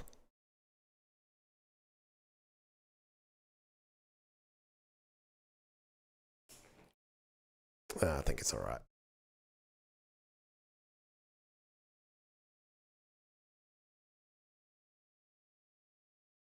She was doing a lot of sniffing back there. That was a bit suspect. Okay, so we should get an enemy spawning eventually. And then we can actually focus on making it appear properly. And making also the security probably invulnerable in that moment, and also like do something to let you know that it's about to happen.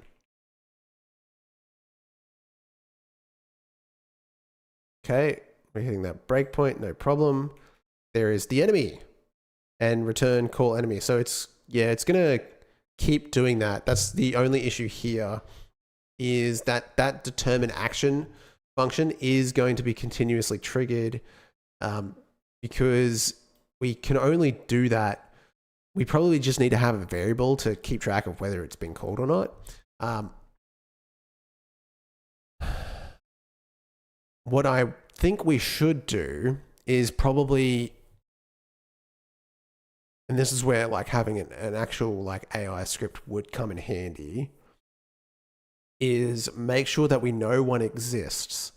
Because even if we call this, once we don't really want to call it again, if that makes sense. We want to, which is I think why I ended up offsetting this into like a separate action that was outside of the state machine, because it was like, okay, well, it's continuously going to be true. I love your YouTube tutorials, help me a lot in my game making journey. Keep up the good work. Thank you. Not Elga. I appreciate it. I hope you have a good time making games as well.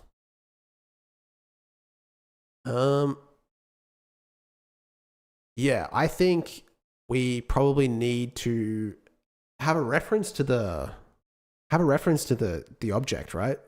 Like if we know that the enemy exists. Holy long stream, eh? Has it been going on a while? 2:19. It's Saturday. Although it's getting pretty warm. The room is getting warm. I might need to take my pants off. Different kind of stream. We'll switch over to the other platform. No, I actually did bring a pair of shorts in here because I knew that it's cold now. Like it's going into winter. You're all for it. It's going into winter, and it's still. I mean, it's like cold is like a spectrum. You know what I'm saying? Like Queensland is not cold, but if you live in Queensland, it feels cold when it gets into winter. So it was 20 degrees in my house, which is cold to me. 20 degrees Celsius. And I was going around with track pants, and I was like, but it does get hot in the stream room, in the office, because I closed the door, and obviously the computer's just pumping out like 45-degree heat or more. I've never actually measured it. I have a heat gun. I should probably measure how hot the computer puts out, but like, open a window? Yeah, I could do that. That would be sick. I would love to find out. Go get the heat gun. I don't know where it is. Hang on a second. Hang on. Hold.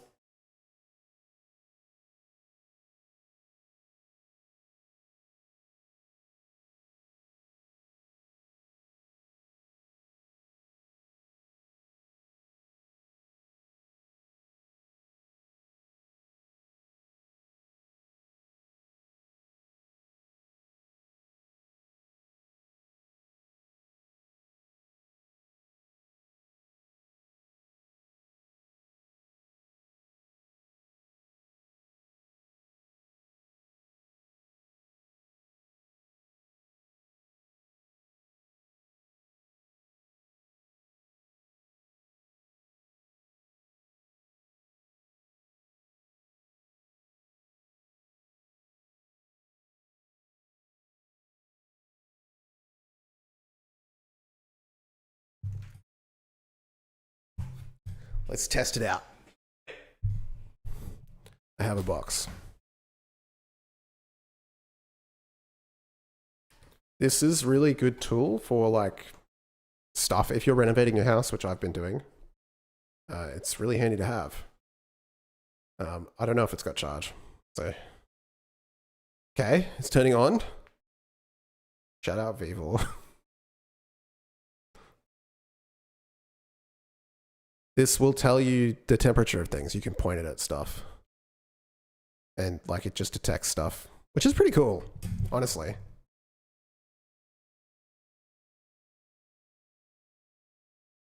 System is, it's slow as hell though. Okay, here we go. So this is what it looks like. You can see me. I wonder if I can get it to point at me. There we go. I'm 39 degrees apparently. Okay, that's not right. Otherwise I'd be dead, right? But if I point this, so I can point at the window. 35 degrees, really? I don't trust this thing.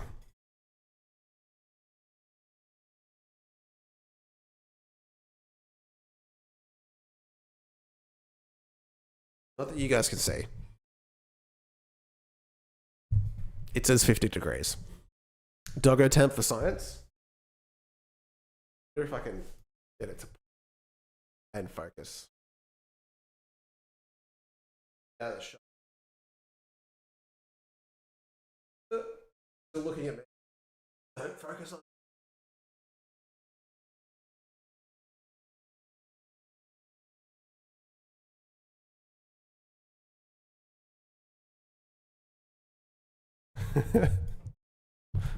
We did it. Yeah, I don't know. I actually am questioning the accuracy of this now that I look at it, because it said that I was like 40 degrees. I think you gotta like look at the, yeah, it's just like 41. Like that is not how hot my face is, right? Yeah, it's pretty good. If you like are looking for gaps in your heating, it's a good tool to have. They're expensive. Not like crazy expensive, but like you definitely want to make sure you have a need for it before you buy it.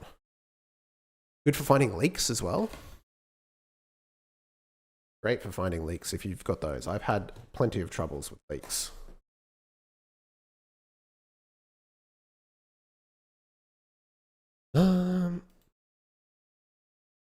Nope, that's not the right one. Okay. So now we're back to like trying to figure out this problem for current health. Or for determining the action. We were saying that we need to have a reference to the enemy. So I think once we spawn the enemy, we emit a signal to this state. This will work. And it will just have like a reference to that. So we can just have like of our enemy spawned. And it will be of type enemy. Right? And then here we can also just say if spawned enemy. If enemy spawned. If not enemy spawned. Return call enemy. Okay? So that will do that. Now we just need to get a reference to that. Otherwise it's going to continuously call it, which is like obviously a problem. Like we already worked out. So what we can do, although someone was saying that I should stress test to see how many enemies can we have on the screen. And like if we just continually spawn enemies, I guess it will just keep spawning enemies, right? Can we see if we can crash the game?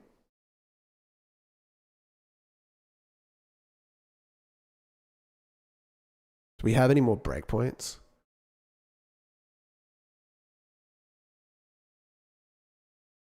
We just have to get it into that state. Jeez, I'm so bad. Worst case, it crashes. He won't do anything else. He'll just keep spawning enemies.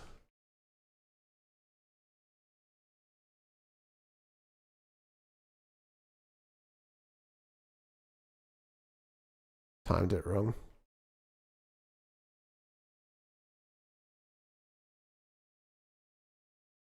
Does he just spawn the one? You know what? Because the spawner doesn't. So what we need to do is remove the. Ooh, pause. If we go here, go to the script for the. We can break this. That would be a use case for the gym concepts. Stress test agent, yes. Yes. So we go to the script, not here to like mess around with it. We go to the boss encounter, the security drone boss, right? And we go to big drone, right? Oh, big drone. Here, drone spawn point. And this, we just comment out, since you guys can see. I think it'll be around about 30. I've done these kind of tests before. We're just going to continuously spawn. This is going to be, this will crash really quickly, actually, I think. Go back to game. I don't think I can survive. I just have to continuously just refill my health. Which I can, because I've got like developer cheats on. And frames?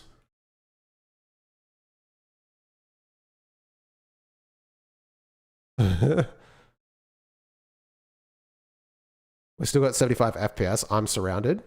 And I'm just like continuously filling up my health. It should be pretty easy because I have an invulnerability.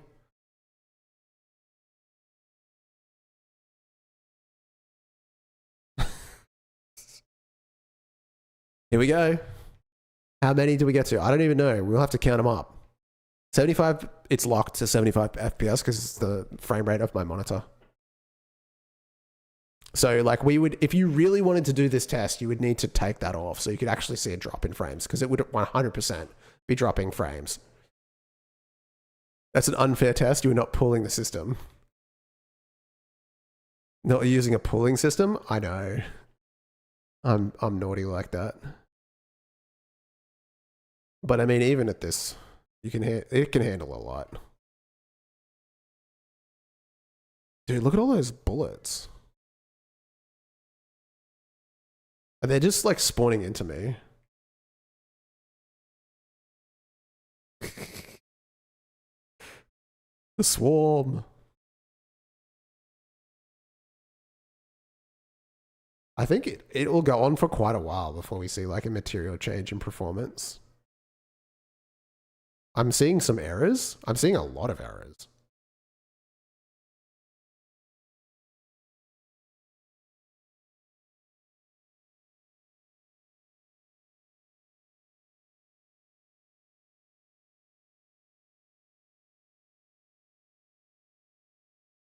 Yeah, the answer is like a fair few, to be honest. But like Bone Circuit said, it's not real. It's not a fair test. It's just funny.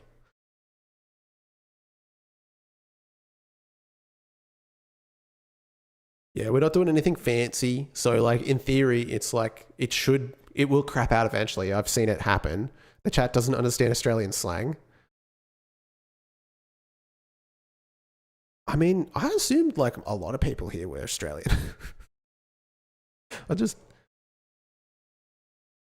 You're still learning about Godot's underworkings?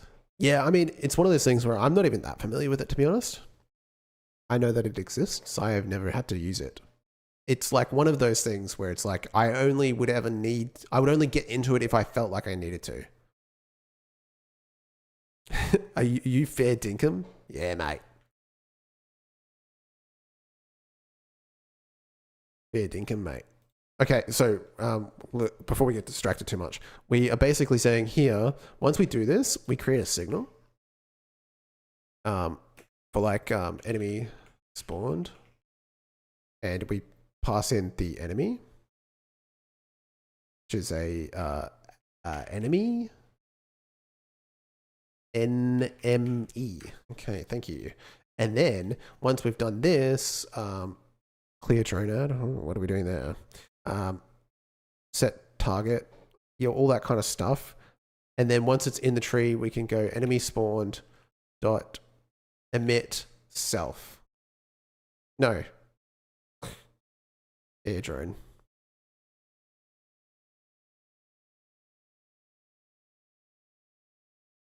First time seeing a signal started or defined in code. Hell yeah. That's how you do it. Signal. You type it in. You put the type. You don't have to do this. It's optional. And then you just go enemy spawn dot emit, and then you pass the thing you want to emit. And then when it receives So basically we've got a tree exited connect, clear drone add. So what we also want to do is probably, since it's going to be easier, enemy defeated. Do Aussies really say we're not here to fuck spiders? Yes. Jen, you've never heard the spider one? Bones? Damn, that's crazy. Maybe it's regional. In Queensland, people definitely say that.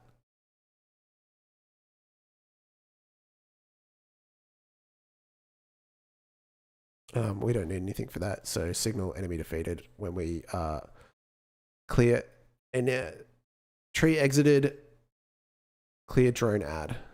Yeah. Enemy defeated.emit. Walks into the room. We're not here to fuck spiders, mate.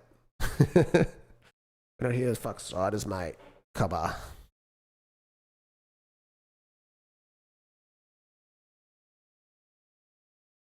The tablet is right.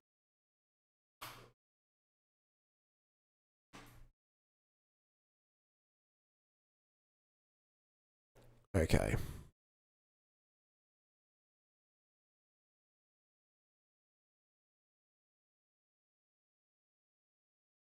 Okay, enemy defeated.emit, right? Okay, so we've got that. We gonna set it off. Okay, that word I won't say on stream because I think I will get in trouble for it. Even in the chat, that might actually be, I don't know. We'll see. It's late in the stream. I'm scared. I don't even really like saying that in real life. Is our variant. Yeah, I'm not a huge, to be honest, I'm actually not a huge fan of using that word, but yeah. I don't have any issues when people say it. I guess if that makes sense. It just didn't, I didn't grow up with it. So like, it's kind of, it seems weird to say, I think. Like I grew up around a lot of people saying other words, which I'm very used to hearing and saying, but like that one wasn't one of them. It's kind of new. I feel like. That got nuked on YouTube? I mean, it's still in the chat here, right?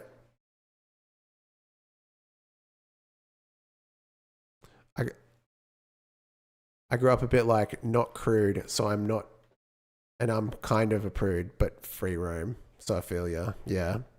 Yeah, I grew up in a very Christian family, but like obviously I had friends outside of that who would just use like regular swear words and stuff like that. Even my parents sometimes.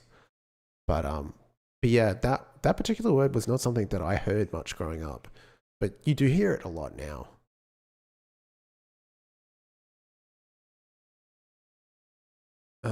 Big boss drone. Oh yeah, we're lost. Call enemy. We emit a signal. Here we go. We're gonna spawn enemy drone spawn. Go to method. Oh yes, and then we're gonna do like a signal back. I guess you could have just done. I grew up super Christian.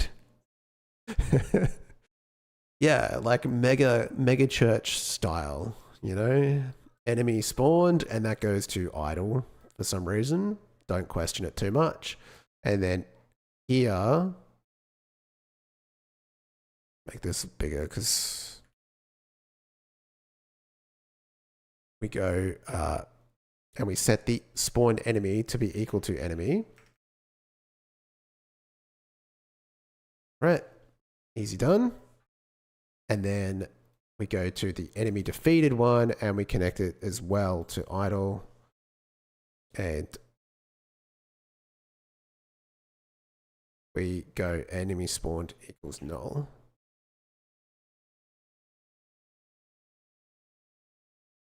Okay. What is the warning here? The function enemy is shadowing an already declared variable. Okay, thank you. I want to set it to be itself.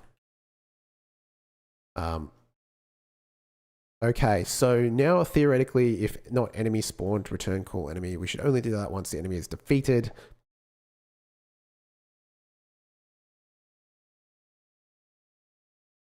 Okay, let's find out.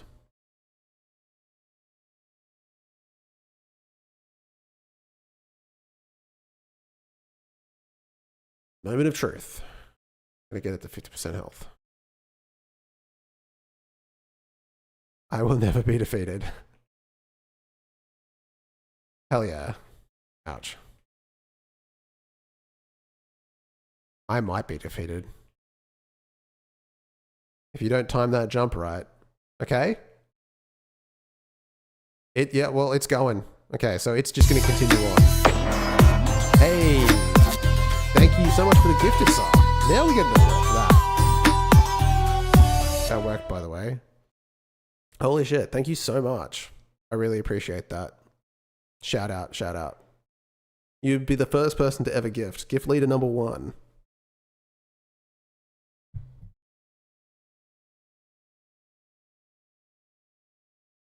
And he's got the Pog Chomp. Hell yeah.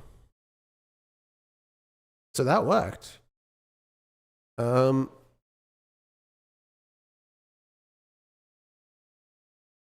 What's next? Medusa T, gifting the subs. Where's Google Chrome? Okay.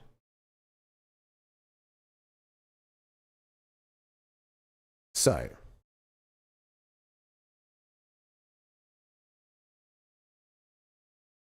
Let us. So now we have everything in place. We can do stuff. Has been my growling octopus has been my favorite username. Haven't told them yet though. Nice. Growling octopus is pretty cool. I wish I had thought of something cool.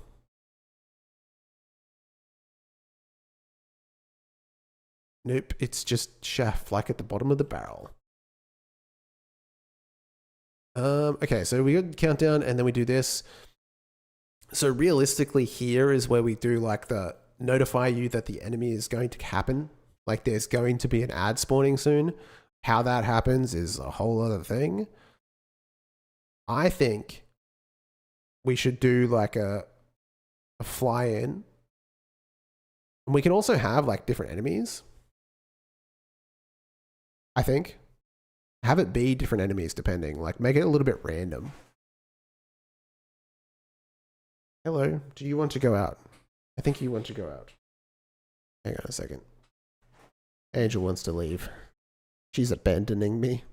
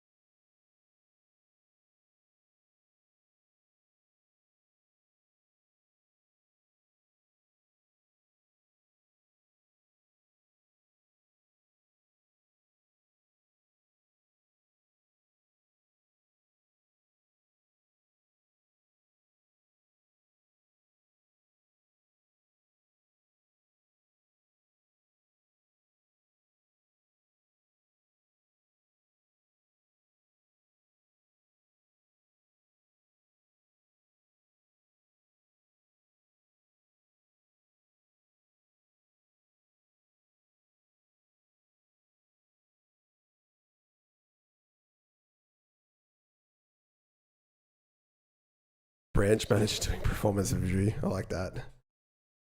Yeah, she's like, no, I think she can hear my wife is up. And so she's like, I want to go hang out.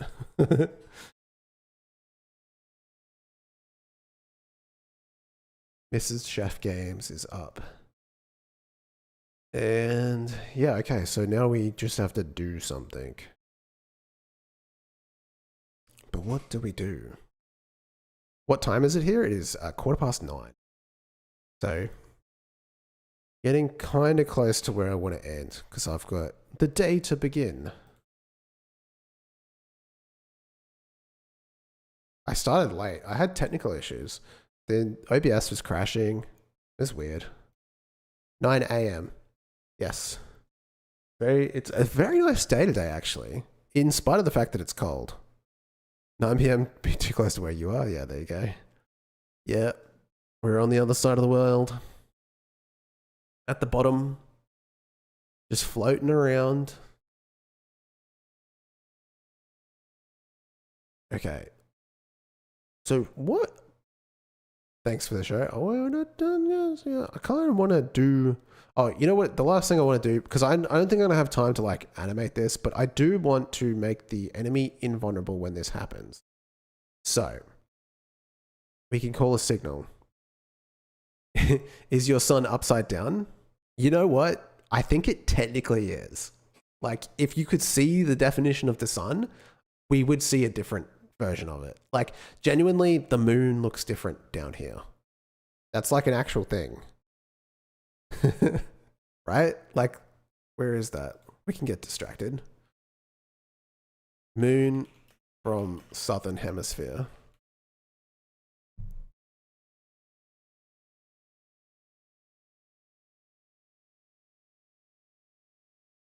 Planetary society. If you believe the moon is real, you know.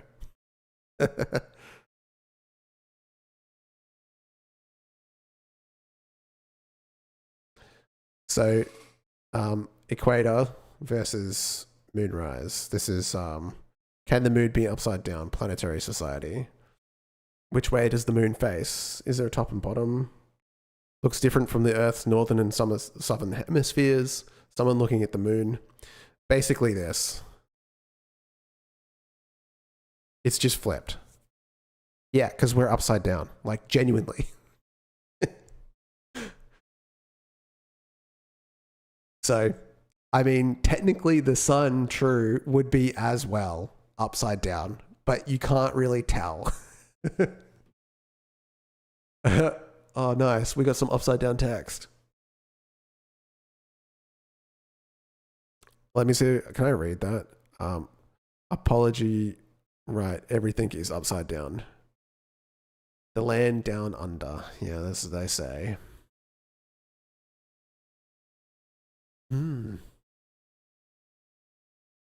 So the health container does give us the ability off rip to make ourselves invulnerable.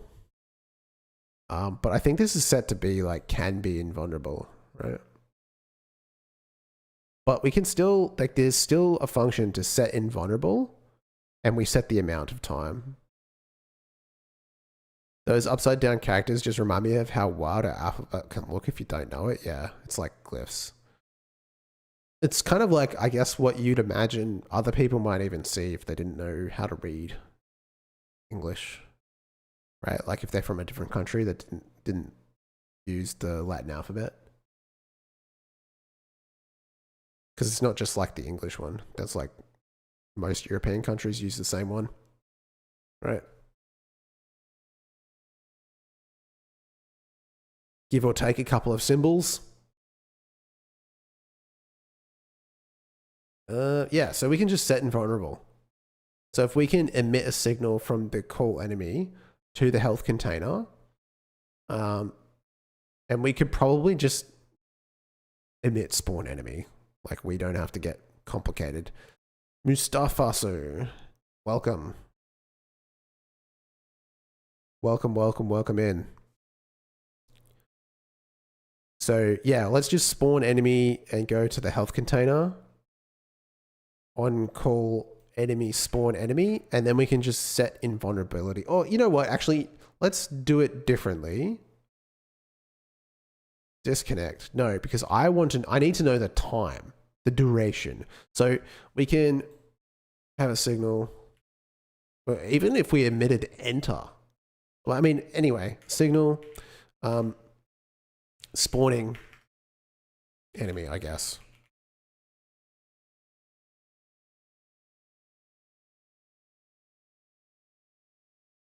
Request invulnerability.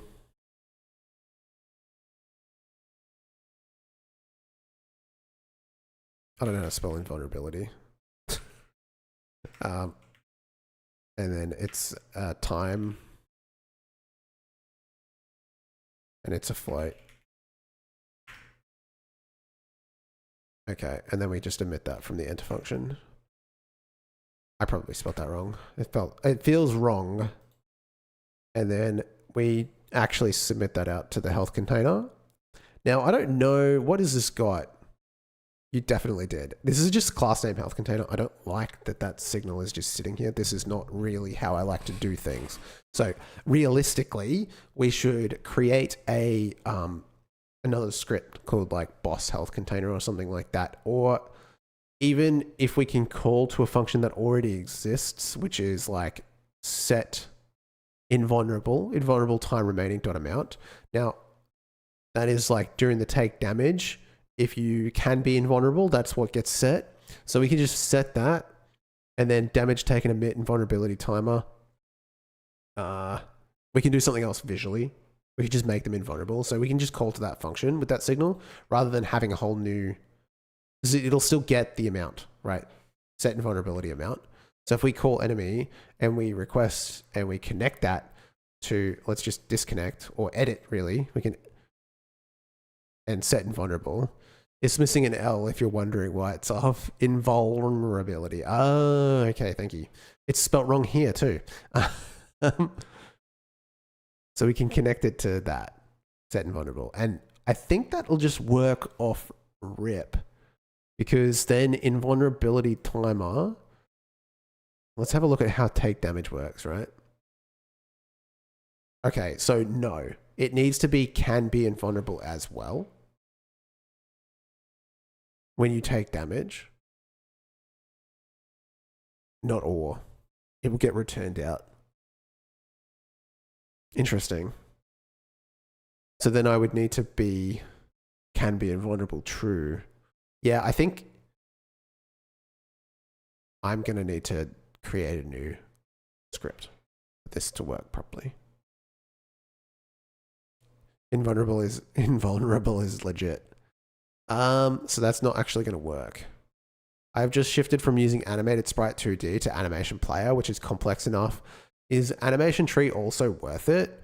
I've been seeing people use it, but it looks like visual clutter when it's fully set up. I do use it, and I recommend if you want anything more complicated than just playing a single animation, depending on your state. So if you just wanted, like, say idle to play when you're in idle, and you wanted run to play when you're in run, then an animation player is more than enough. You normally tap out, but thanks for humoring you. No problems, dude. So like if that's all you're looking for, then it's fine. So like my boss here, this one here, he's not serious enough to warrant to have an animation tree. He just plays animations, but my character is. And the reason for that is because he has 2 arms, but he also has a weapon, right? So like if I run the game and I play, right? So when we shoot, the guy gets his little weapon out. It's just a part of his arm, but then it goes back, right? So how you can control that while still using the same animations, right? Like the animations being played are the same. You know what I mean? Like he's just got his weapon blend. And how you do that is with an animation tree. So we've got this here. Obviously, we've got the state machine, which controls which state to be in, and there's complications around this. But if I want the gun to show up, I can set this to be 1, right? And all of a sudden, the weapon is now visible on the character. And this, I think, controls its position. I don't know. I don't remember. Somehow left and up. Oh, okay, yeah. So you can be aiming left, up, or down? I don't know. Actually, I'm not 100% sure how this is being controlled. But yes, you see what I mean? Should I take notes if you want to? And now it doesn't turn off. You have to actually set it to hide? I don't actually know.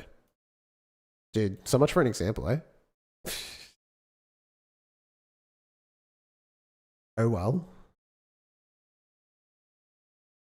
Demoitis. Why doesn't it turn off when it obviously works in the game. It's kind of curious. I actually don't know.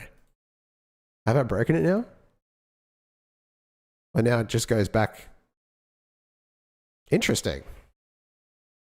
It must be something in script that's controlling that, I assume. I don't even Siri? What do you want? Why are you activated? Anyway. Curious. And yeah, so it's just in the weapon manager, I believe, being controlled. So when you actually shoot, you emit a signal to the animation player, as I think. Like, it's been a long time. It's one of the first things I did. And this, I don't think, is coded badly. Shoot. Fire disabled, shooting started emit. Weapon data. What does this emit to? I reckon that gets emitted to something controlling the sprite, probably.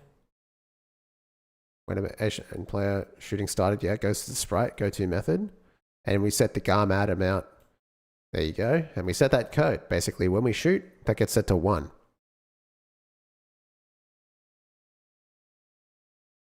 So if I wanted to swap items, check collisions in specific frames for said things, isn't animation player enough? Like, I don't see the purpose for animation tree, right? So animation tree, like, if you need to have 2 animations overlap, like if you're using a first person controller or a third person, you know, if you, let's just say you're doing like shooting, like you're saying, I want to swap items. So in my first person shooter tutorial series, I don't use an animation player.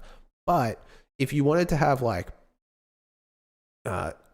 combination of things, like maybe there's an idle, like if you've had it been like idle for a long time, if you wanted to blend between animations, all these kind of things, you definitely need to have it. Like if it's basic, no. If it's more complicated, if the animation is like higher at a higher level and you want more fidelity, then you're going to need it. But in terms of checking collisions, that won't matter for the blend tree. Yeah, animation player would be enough for checking collisions. Although I don't know if I'd use the animation player to check collisions. It's kind of finicky.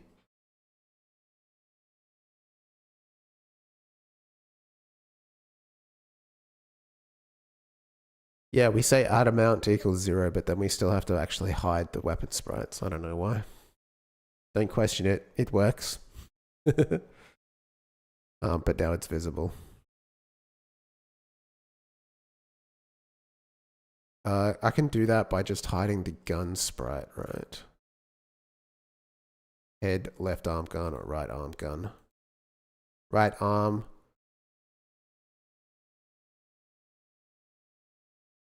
Left arm gun, left arm. There we go. Yes, because he has different gun. If he turns around, he uses a different side of his body. I forget. Okay. Happy days. Have we made this invulnerable yet? No. Do I need to go and start the rest of my day? Yes. I appreciate you guys hanging out.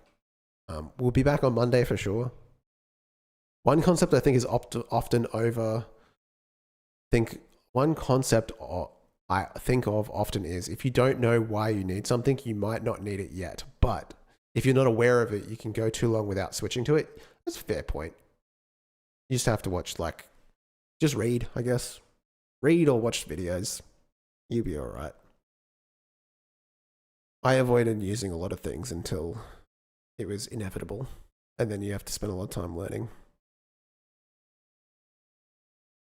Thank you all for hanging out. I really appreciate it. Thank you, Medusa, for the sub and the gifted sub. I really, really appreciate it.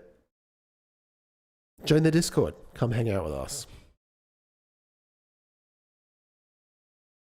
Like, subscribe on YouTube. Don't subscribe on... I mean, you can... Anyway, don't worry. Follow on Twitch. The words are confused. And if you're watching the VOD and you made it all the way to the end, I don't know. Let me know in the comments. I've never tried that before, but like genuinely, I do know people watch the VODs. I see the stats. And if you happen to be one of those people, shout out. Have a good day, everybody. I don't have a prompt for Discord. I'm really sorry. It's in the description, I think. Or whatever Aussies say. Uru. Uru.